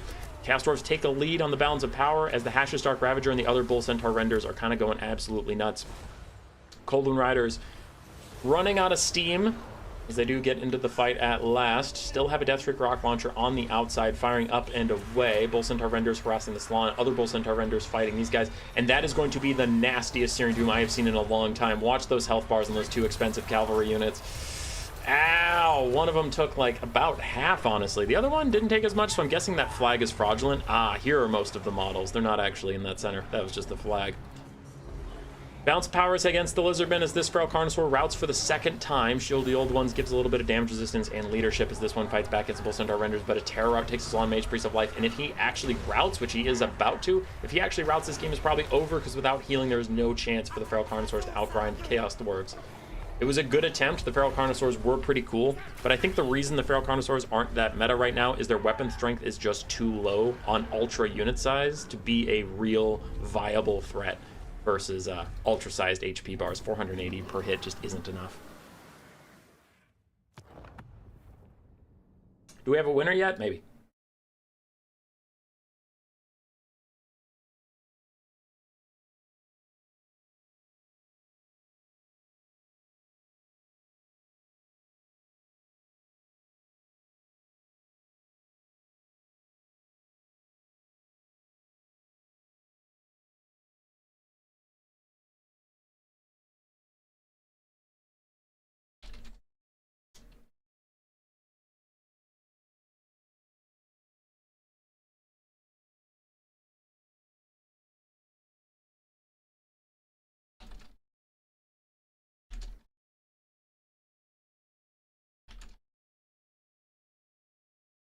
All right, sorry. I gotta respond to something.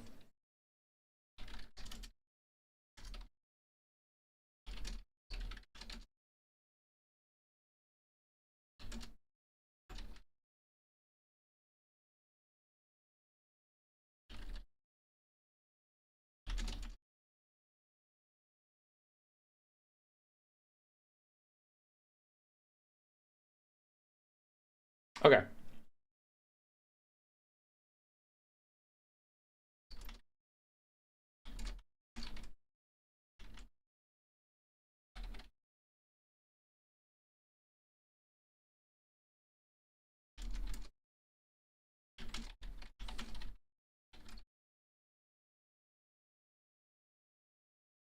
Okay, cool. So we do have a finals between Jacker Skins and Navigator, which again, a lot of people complaining about the veterans in this tournament, but I have never heard of Jacker Skins before. Like, I've never seen this player in my life, and he's tying with Navigator. So I don't know. People are complaining about players I have seen before, and they didn't even 4-0. So, I don't know. Just seems like, I get it. I get what people are upset about, but there is a gradient of players. Just having seen people before doesn't mean they're necessarily like pros.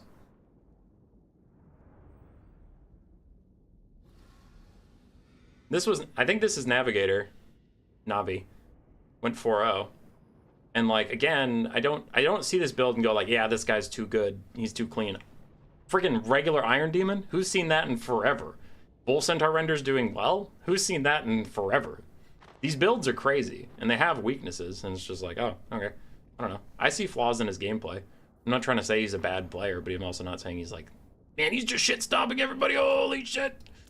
Kick him out of the tournament. Kick him out. He's too good. Next up, we have Jacker Skins versus Pasha.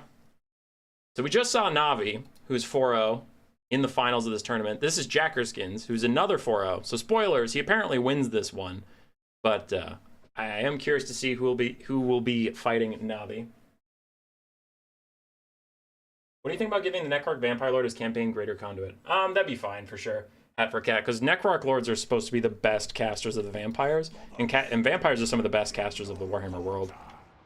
Sorry, I'm going to catch up with chat, but I really don't want to miss this flame cannon volley, because that's hilarious.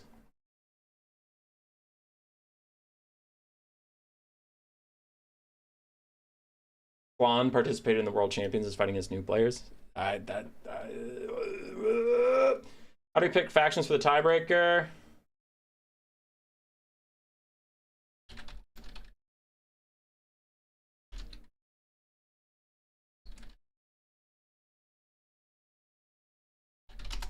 Okay.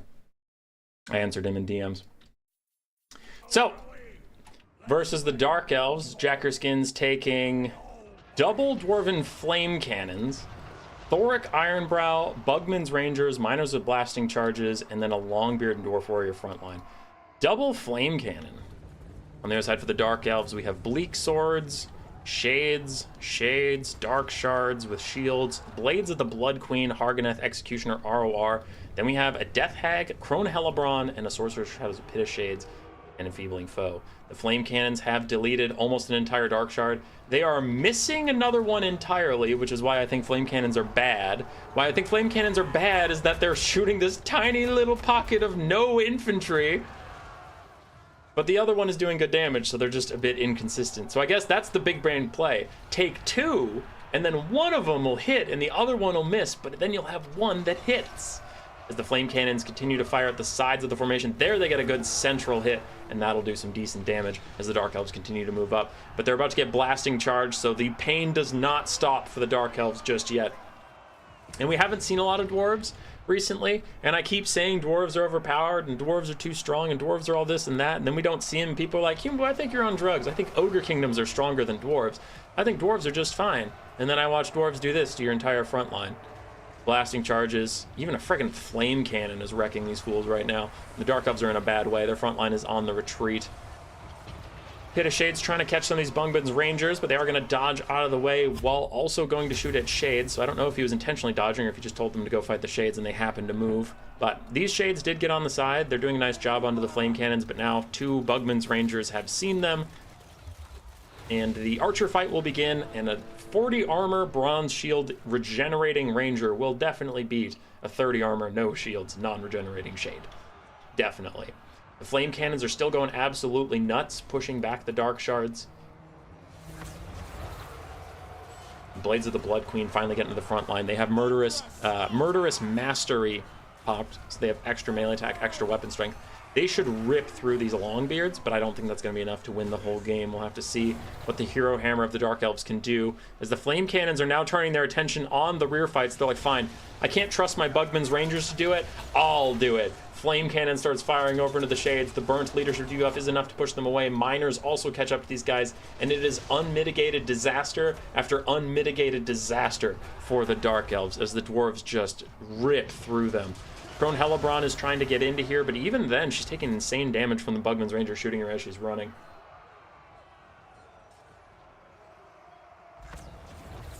Structure of the tournament is designed so players can't keep coming back. True, Fireball Phoenix. True. None of them have won a new player tournament yet. It is true. That's going to be a three-person Pit of Shades.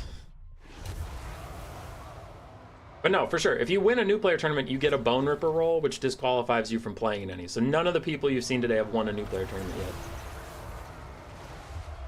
D-tier artillery winning? It's true, dude. It's true. I'm just a hack. I'm just a hack. You know the Barbie movie, I'm Just Ken? I'm just a hack. Same tune. Dow the opposite of a dying race for the Krazane Corps. Well done, Jacker Skins. Well done. This is looking like a crisp W. Big old crispy win.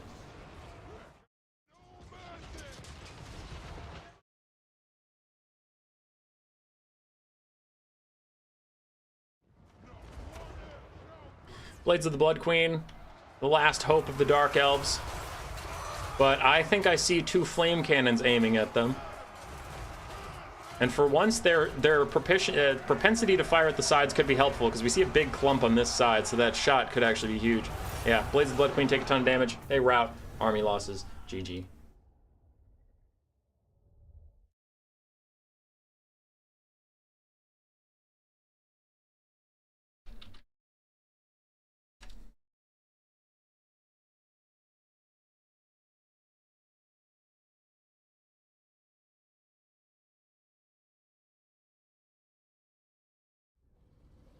Was Flame Cannon Chevron like the Canians earlier? No, they're not. Curio. Are allowed? Of course they are. You need to remake the list now? Well, people already hated it and said it was the worst list ever. I can remake it. Whatever. Who cares? I'm not going to do it. I'm not going to make content anymore. You guys don't want content. You just want to yell. Flame cannons. Popping off. Huge value. Big numbers. Big wins.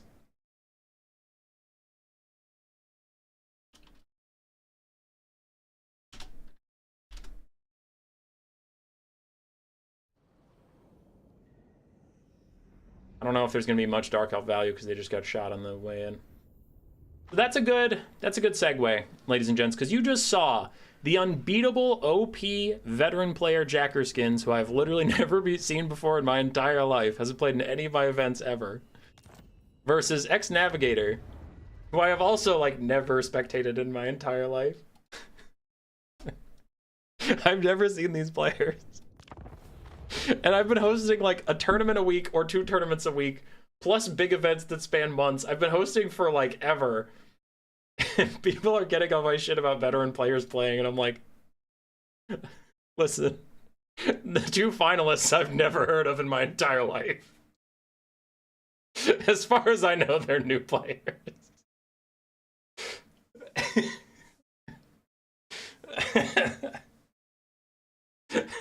Jesus Christ. Like, I understand the concern. That's the thing, is I'm not trying to just be a dick about the people that are like, you know, blank and blank shouldn't be playing in the tournament. It's just funny that blank and blank aren't in the finals. Like, Flower's pretty good, and people are like, he shouldn't be in this tournament. He's not here. He didn't make it to finals. Someone else shouldn't be here. I'm like, all right, they didn't make it to finals either. Fucking Jacker Skin beat him. I've never heard of this person. So it's just a funny result. Obviously, there's an alternate universe where the finals is Flower versus Pasha, or whoever people are mad about, and then it's like, wow, Human Boy, good tournament. Wow, you just had 2 tournament pros just wrecking your shit. Now X-Navigator, people are telling me he's pretty good at domination, so that would make sense why I haven't seen him, but he's still good. Jack, I don't know where Jack's from. Jack's been in chat, so maybe you can inform us what your history is, sir. Why you're so goddamn good at video games.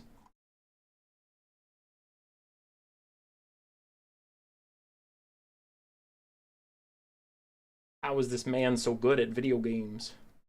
I know you're watching a black screen. I'm trying to join their lobby right now, and when it pops up, I'm going to see their army, and I don't have a blocker prepared because I wasn't exactly prepared for this. This part of the stream, so you can see. Boom, waiting on a lobby. Boom, waiting on a lobby. Oh my god, lobby's still there. So when I join, I don't want to see their build.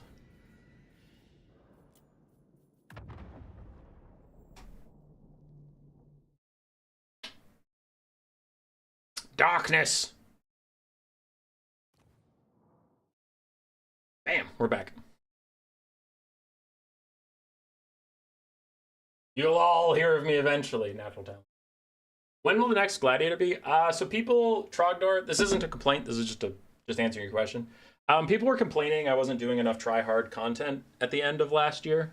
For like October, November, and December, I think the only try-hard sweaty event I did was Faction War. Which, fair. So at the start of this year, we did Faction War, we did World Cup, and then we did this thing, which is 4 try-hard sweaty tournaments for veterans and 4 try-hard sweaty tournaments for new players to make a playoffs. So just trying to get that sweaty try-hard fan base their fix. I am hoping to do some more fun stuff in March, but we also have the Vermin League playoffs in March, but that won't take up the whole month. February's been busy because it's the wrap-up of the Faction War, the wrap-up of the World Cup, and the start of these 4 qualifiers. So my last 2 weeks of February, my calendar's pretty blank at the moment. And then March, I just have playoff stuff to do. So I'm hoping to do some of my more for fun streams. Gladiator, for anybody who doesn't know, is our format where you take someone, you give someone 3,000 extra gold than everyone else, and you have them build an army. But everyone knows what that army is, and they're not meant to beat it right away. How Gladiator works is I tell a Dungeons and Dragons style story about this army, and then we go through trials and tribulations, and if anything shatters or dies, not goes off the map, if it makes it off the map without shattering or dying, it's good. But if it shatters or dies, the player has to cut it from their super large build, and they can spend the money on other stuff. So it's like this fighting force gets more and more elite because the surviving people get chevrons, because you're spending money on chevrons, you're spending money on mounts, you're spending money on magic. So you're spending money to make your units that you still have better, but your army is getting smaller and smaller. And we just keep telling this story. So one of the last stories we did was we had, it was a high elf army, right? So they were looking for like this magical amulet, and they landed near where Altharion fought Grom the Paunch, and they thought that area would be safe now, but then they get attacked by greenskins. So I'm like, you know, just saying like the remnants of Grom's army recognize the high elves and hate them, so they attack, yada yada. And then Teclis finds a portal to get to the Chaos Wastes, and he pops up there, and it's of course a portal to the Slaanesh part, but he needs to get here for the amulet, so he has to fight the Slaanesh army. Like, we make up a story, and sometimes if chat's having a good time, we'll throw in fun things. Like I had Teclis received a nearby. He heard an elven horn nearby, so he recognized some of his comrades, and he was fighting Slaanesh, so Slaanesh is near Ulthuan, so he goes south, and he finds that, like, Imric is embattled. So we gave the AI, we gave Imric and, like, 2 silver and guard to an AI army, and Teclis had to save them, so, like, come in and kill the Slaanesh army and save the AI Imric, and then if he did that, he could have Imric join his army. So it's fun, it's narrative, it's stupid. And it has different stakes than like who wins this game, because you can get really excited about a random unit shattering. Like, yeah, I don't care, the whole game is losing. This dwarf warrior is about to shatter. He has negative 48 leadership. Run, dwarf, get off the map. If you get off the map, you can stay in the build. But if you get shattered, oh my god, he got shattered. So, I love it. It's hype, but some people don't because it's not the sweatiest content. It's pretty silly. Dead meme? Your desk is on fire. Should I save the caramels? Sure, dude. Sure, brother. I know who you are. I got the reference. My coworker hopping in while I'm at home.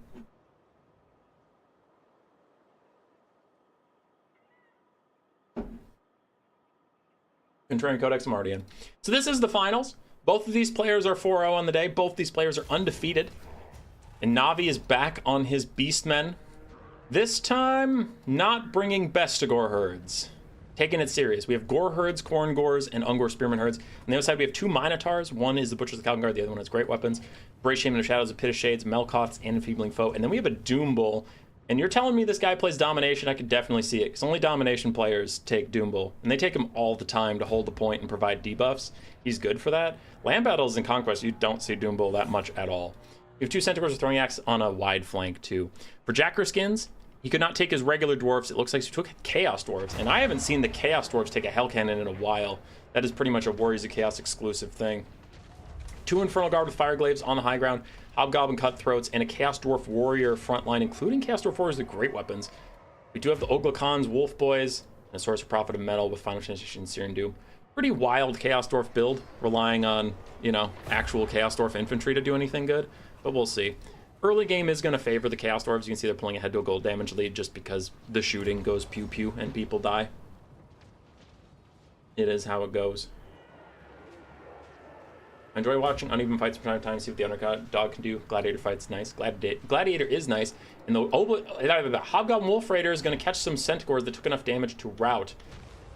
So that is a pretty big win for the Chaos Dwarves early on. Jackerskins is way ahead on damage value, and Navi is forgetting 2 of his Minotaurs. Either that or he's just trying to keep him intentionally safe, but keeping that much gold value out of the fight is going to prove to be a mistake. The Butchers of Calvin Guard are already very low. Pit of Shades to knock down the Infernal Guard. He's doing that while his Minotaurs advance, so these guys can't fire back.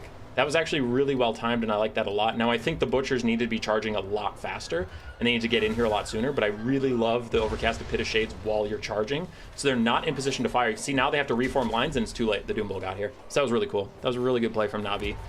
Maybe a little late, but still a cool play. Korngors using their armor piercing to hit the Infernal Guard with Fire Glaives. That's going well, but the Okan's Wolf Boys slapping Navi's Centaurs around. That is not going well. The Beastmen are starting to break through the front line. They've got to get through a lot faster, but Chaos Dwarf Warriors rarely ever taken, considered, especially by me, to be too expensive. But I mean, if you're dealing with them, yes, they take a long time to break. They are dwarves.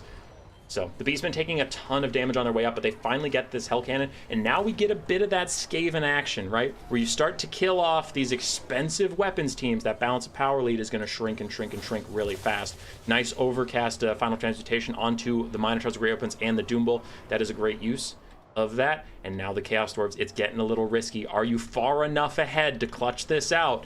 The Hell Cannon is almost shut down. The Infernal Guard with Fire Glaives, both of them are not feeling too good. One is routing, the other one's about to rout. Do you have the damage left? Now, the answer might be maybe. You might be like, wow, that's a leading question. They obviously don't. Okan's Wolf Boys are still full HP. You have a full HP Bale Taurus Lord. And the Beastmen are also pretty messed up. Like, there's not a lot of Beastmen here. They are in a lot of trouble. I honestly would rather be the Chaos Dwarves right now, but you see that bounce power is getting a lot better. Soul of Damnation is shut down. The Infernal Guard are all gone. This guy might rally, but I don't suspect the Beastmen are going to allow that to happen. Ex-Navigator coming back in this game. Of course, he was down early, obviously. You know, you get shot a ton, you're going to go low. Okan's Wolf Boys chasing Butch's Cal Guard, making sure they don't come back. Some Beastmen chasing down the Infernal Guard with Fire Glaives, making sure they don't come back. Both sides showing some good fundamentals. Can't allow people to rally. It's crime number one. Can't do it. Pit of Shades down onto the Chaos Dwarf Warriors with great weapons. The Bale Taurus is trying to land on the Shadows Caster. Immediately routes him off, but it is too late to stop that Pit of Shades from coming through, so taking out some of that Dwarf support. And now you might be in over your skis, my friend. Sorcerer Prophet landing on Korngors and Minotaurs' Great Weapons. That is a lot of anti-large and armor piercing to be landing on. But he's going to just like hippie hop away. Just little hippie hops until he gets back up into the sky, nice and safe. Jackerskin's still ahead on the bounce power with the Chaos Dwarves. And the Chaos Dwarves not taking triple single entity to win is wild. So if he wins, that'll be pretty hype. Just playing Chaos Dwarves the way I wish they were played more often. And I'm not going to say that like, oh, I knew they were good this whole time. Nobody just believes in them. I thought they were trash if you played them this way. I just thought this was the coolest way to play them. So to see them actually doing well when playing how I like them to be played, peak. Nice Searing Doom down, but I think you should probably save the rest of your Winds of Magic for Final Transmutations on the Doom Bull. That's probably your best way of winning this, because this game has come down to just your Sorcerer Prophet of Metal and the Ogukhan's Wolf Boys versus all these Beastmen that are left. There are more Beastmen than there are you, but all of their health bars are crazy low, so I think you need to take out that Doom Bull, shatter their leadership once and for all, and then you'll win this game. That balance of power is a little too over-eager. One bad engagement from the Sorcerer Prophet of Metal, he's going to get surrounded, he's going to die so fast. You'll blink and you miss it. Minotaurs take a breath attack from him. Is that his last one, or does he have two more? Does he have one more? He has no more. Okay, no more breath attacks. Beastmen are trying to re-rally. It's not about the conquest point. The Dwarves just took the conquest point. You have plenty of time to reform lines and gather up. So Beastmen just taking their time, not getting too spread out so that this guy can dive in, route something, dive out, dive in, route something else. Ogukhan's Wolf Boys, one volley left. We still have some Chaos Dwarves chilling.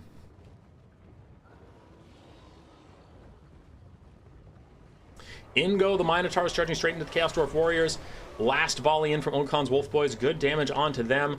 And this big Sorcerer Prophet of Metal is just waiting to dive down. If he has a Final Transmutation, this game is over. The Minotaurs can't withstand that kind of damage, and the Doom Bull will get low enough that he just won't be able to beat this guy. If he's out of Winds of Magic, which I doubt, but I mean, like, let's pretend he is. If he's out of Winds of Magic, Beastmen have a shot. But I am starting to increasingly favor the Chaos Dwarves here, as Ogukhan's Wolf Boys are doing a lot more damage with their last arrows than I was thinking. And Navigator overextends with his Minotaurs. He goes too far away, allowing for a rear charge to come in from the Sorcerer Prophet of Metal. Nice Final Transmutation onto the Doom Bull. It is undercast, but it's still something, and he pairs it so nicely with the Ogukhan's Wolf Boys charging in at the same time. shatters off the Butcher's Conguard. No, they just died flat out. The other Minotaurs are still fighting, getting a bit of damage out, but the Beastmen are routing in every direction. Still, this big bull is charging as he wishes. The Doom Bull is not near enough to punish him whenever he lands. Now they're coming back to the fight. Good rear charge in from the Minotaurs. Might rout these guys off. The final fight is here. The Beastmen leadership is falling apart. The balance of power is turning into army losses territory, but if the Beastmen can just stay in this, if the Beastmen can just fight, they might do okay. This Chaos Dwarf Bull Lord has no more healing. The Chalice of Potions only procs if someone else casts a spell, which no one can to him. Navigator falls too far behind, though. 3,000 damage value is the lead as the balance of power ticks over to army losses. Jackerskins takes the day. GG.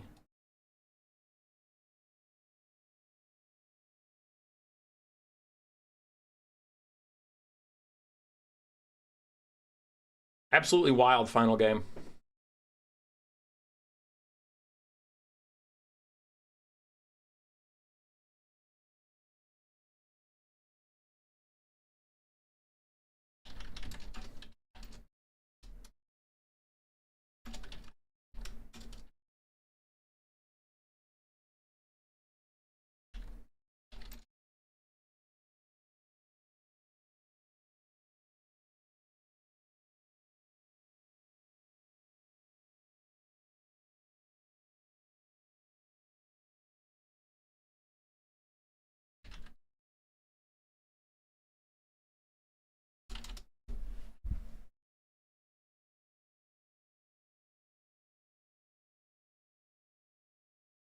Sorry. I'm responding to some messages. 1 second.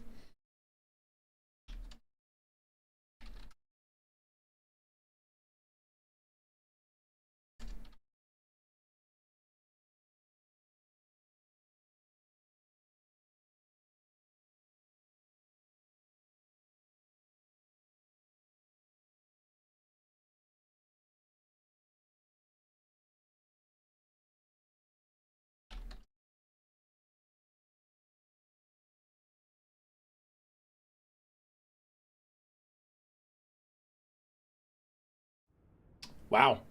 Chaos Dwarves pulling it out in the end. Jeezy Pete's. In my opinion, debatably the worst faction in the entire game. And I just get put in the ground, shut up, sit down, watch this. Chorfs win. Not even abusive SEM cheesing. Just taking a real build.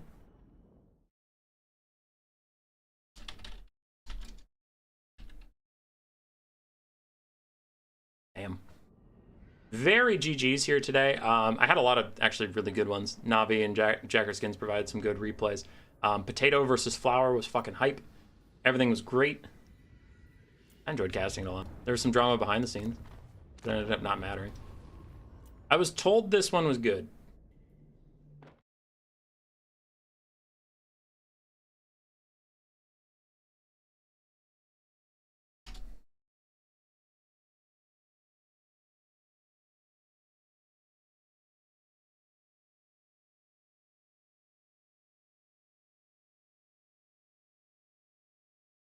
This one I was just told is good, and it's from a player I haven't cast yet today. They just sent me, it's Bing Chillin versus Ursa. So I didn't see either of these players. I want to cast this just to get them on stream because they played and they deserve to be on stream. But that was the finals. Jackerskins will be our second qualifier with La Luna Pruna. Jackerskins, if you're still in the chat, I will contact you via DMs about the top 4 stuff.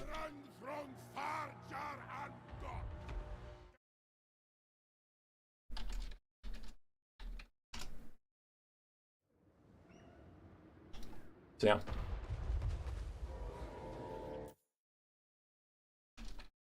Sorry, someone's discrediting Jackerskin's win. It's bothering me.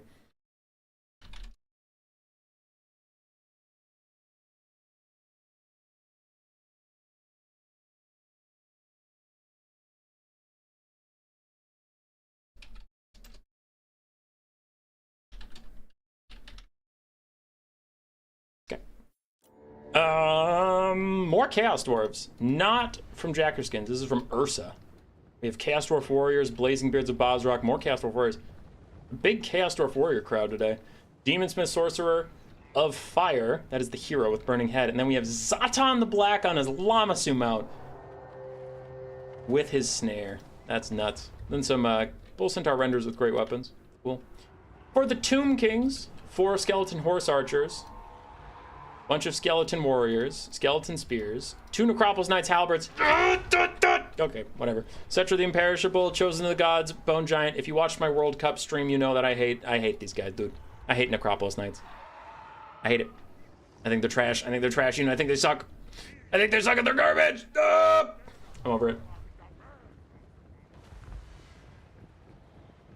DD is good against Beastman. Was a good game. GG Navi. Yeah, Jackerskin's in the chat talking mad shit right now.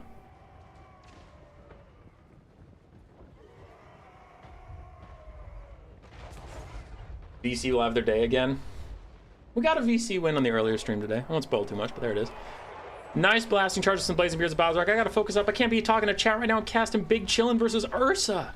Chosen of the Gods firing into the Blazing Beards. That is a good target. Blazing Beards are very, very solid, so taking them out would be smart. But they're in this weird spread formation, so now the Chosen of the Gods aren't getting much damage out as the Bone Giant is trying to snipe Zatan the Black over and over again. 15% missile resistance is helping him a lot more than I'd think. And there comes the Sadistic Snare as Zatan and the Demonsmith Sorcerer and Bull Centaur renders the Grey Opens. Full surround onto Cetra, minus 48 melee defense. This man has 0 melee defense right now. In come the Necropolis Knights to try and save him, but it might be too little too late as the OP Zatan plus Bull Centaur net is going to take down Cetra the Cat. What is happening today as all the OP faxes are getting wrecked by Chaos Dwarves apparently. Blazing Beard's getting a 2-for-1 blasting charge throw onto Skeleton Spears and Skeleton Warriors that are overlapping. Cetra is going down. He's too low too quickly. Cetra can rally at some pretty low HP points, but not when he takes this much damage all at once. He will just fade away even if he had escaped to safety. So that is pretty bad for the Tomb Kings. Tomb King's going to summon Ushapti summon in the middle there while the Necropolis Knights fight with the Skeleton. With the Necropolis Knights fight with the Bull Centaur renders, I say as I have a mild stroke after streaming for 40 hours. 3 Skeleton Horse Archers, 4 Skeleton Horse Archers all team up on the Infernal Guard of Fireglaves, and the Infernal Guard are like, do you know who you're messing with? We have flaming halberd shotguns. You fart. I said I wasn't going to swear anymore. You fart right on off. And those Infernal Guard going to push away all those stinky, smelly skeleton horsemen who shop to Greybow still firing into a blob that will get a lot of damage up. But meanwhile, the Necropolis Knights are dying. The summoned Ushapti are dying. The Lamasu and the Baled Taurus going absolutely nuts in the back. And is that a burning head to go right through the Skeleton Horse Archers? It is. It's going to do tens of damage. Tens, I say, as they dodge away. But that does free up the Infernal Guard of Fireglaves to fire. It is a massacre in favor of the Chaos Dwarves. Necropolis Knights fighting back a bit, getting good damage onto Bull Centaur renders, but it's not enough to win the game on its own. Not enough. Necropolis Knights think you're a trash caster. Alright, they may be onto something there, but that doesn't make them less trash. That just makes me join them. Trash recognizes trash. Okay, Necropolis Knights getting really low to crumbling away. Balance of Power is getting close to Army Loss's territory as the Bone Giant is busy being surrounded by the Blazing Beards. Getting shot in the side by Infernal Guard. He'll take 1 hit from the Sorcerer, then Army Loss is calling it. Boom, there's the hit. Army Losses? Army Losses? Army Loss check? Yeah, let's go!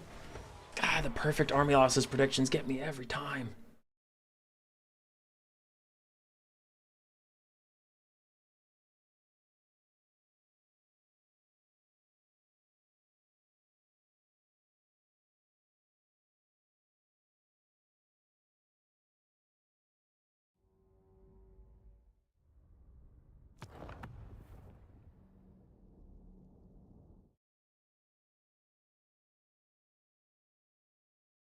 All right.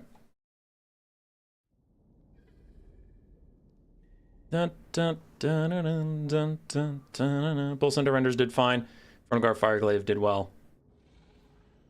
For Ursa, I didn't get to cast any of your games today.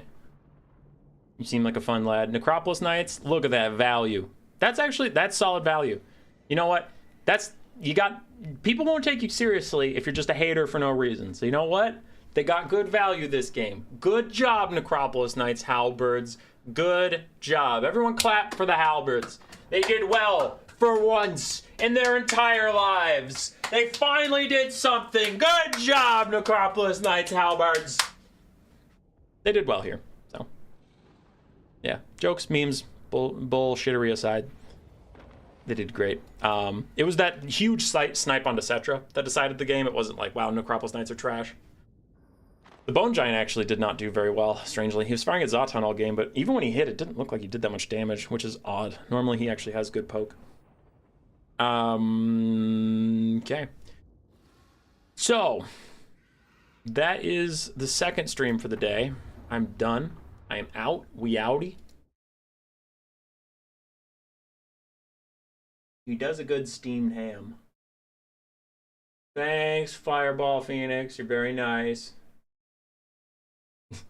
Chaos Storms can only be the best faction if the stream gets more likes. I like that looking over at my stream, I have 4 likes right now because YouTube doesn't update that anymore for some reason. So it's just wildin'.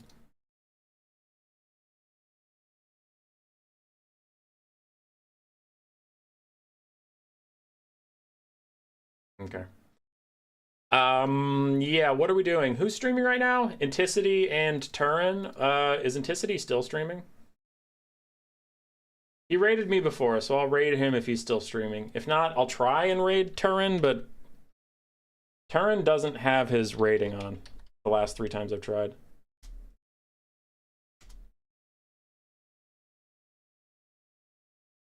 Yeah, Inticity is streaming right now, so let's raid him since he raided us the other day.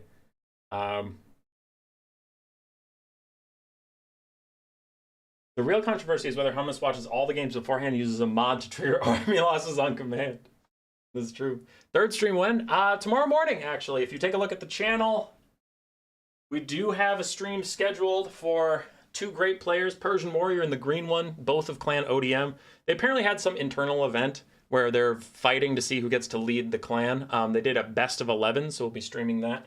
That'll be fun. So see you all tomorrow morning. As for the rest of today, I gotta go work out, then work on some videos, and then I actually got my co-op campaign with some friends tonight for Total War. So I'll be playing Total War again, but not streaming it. So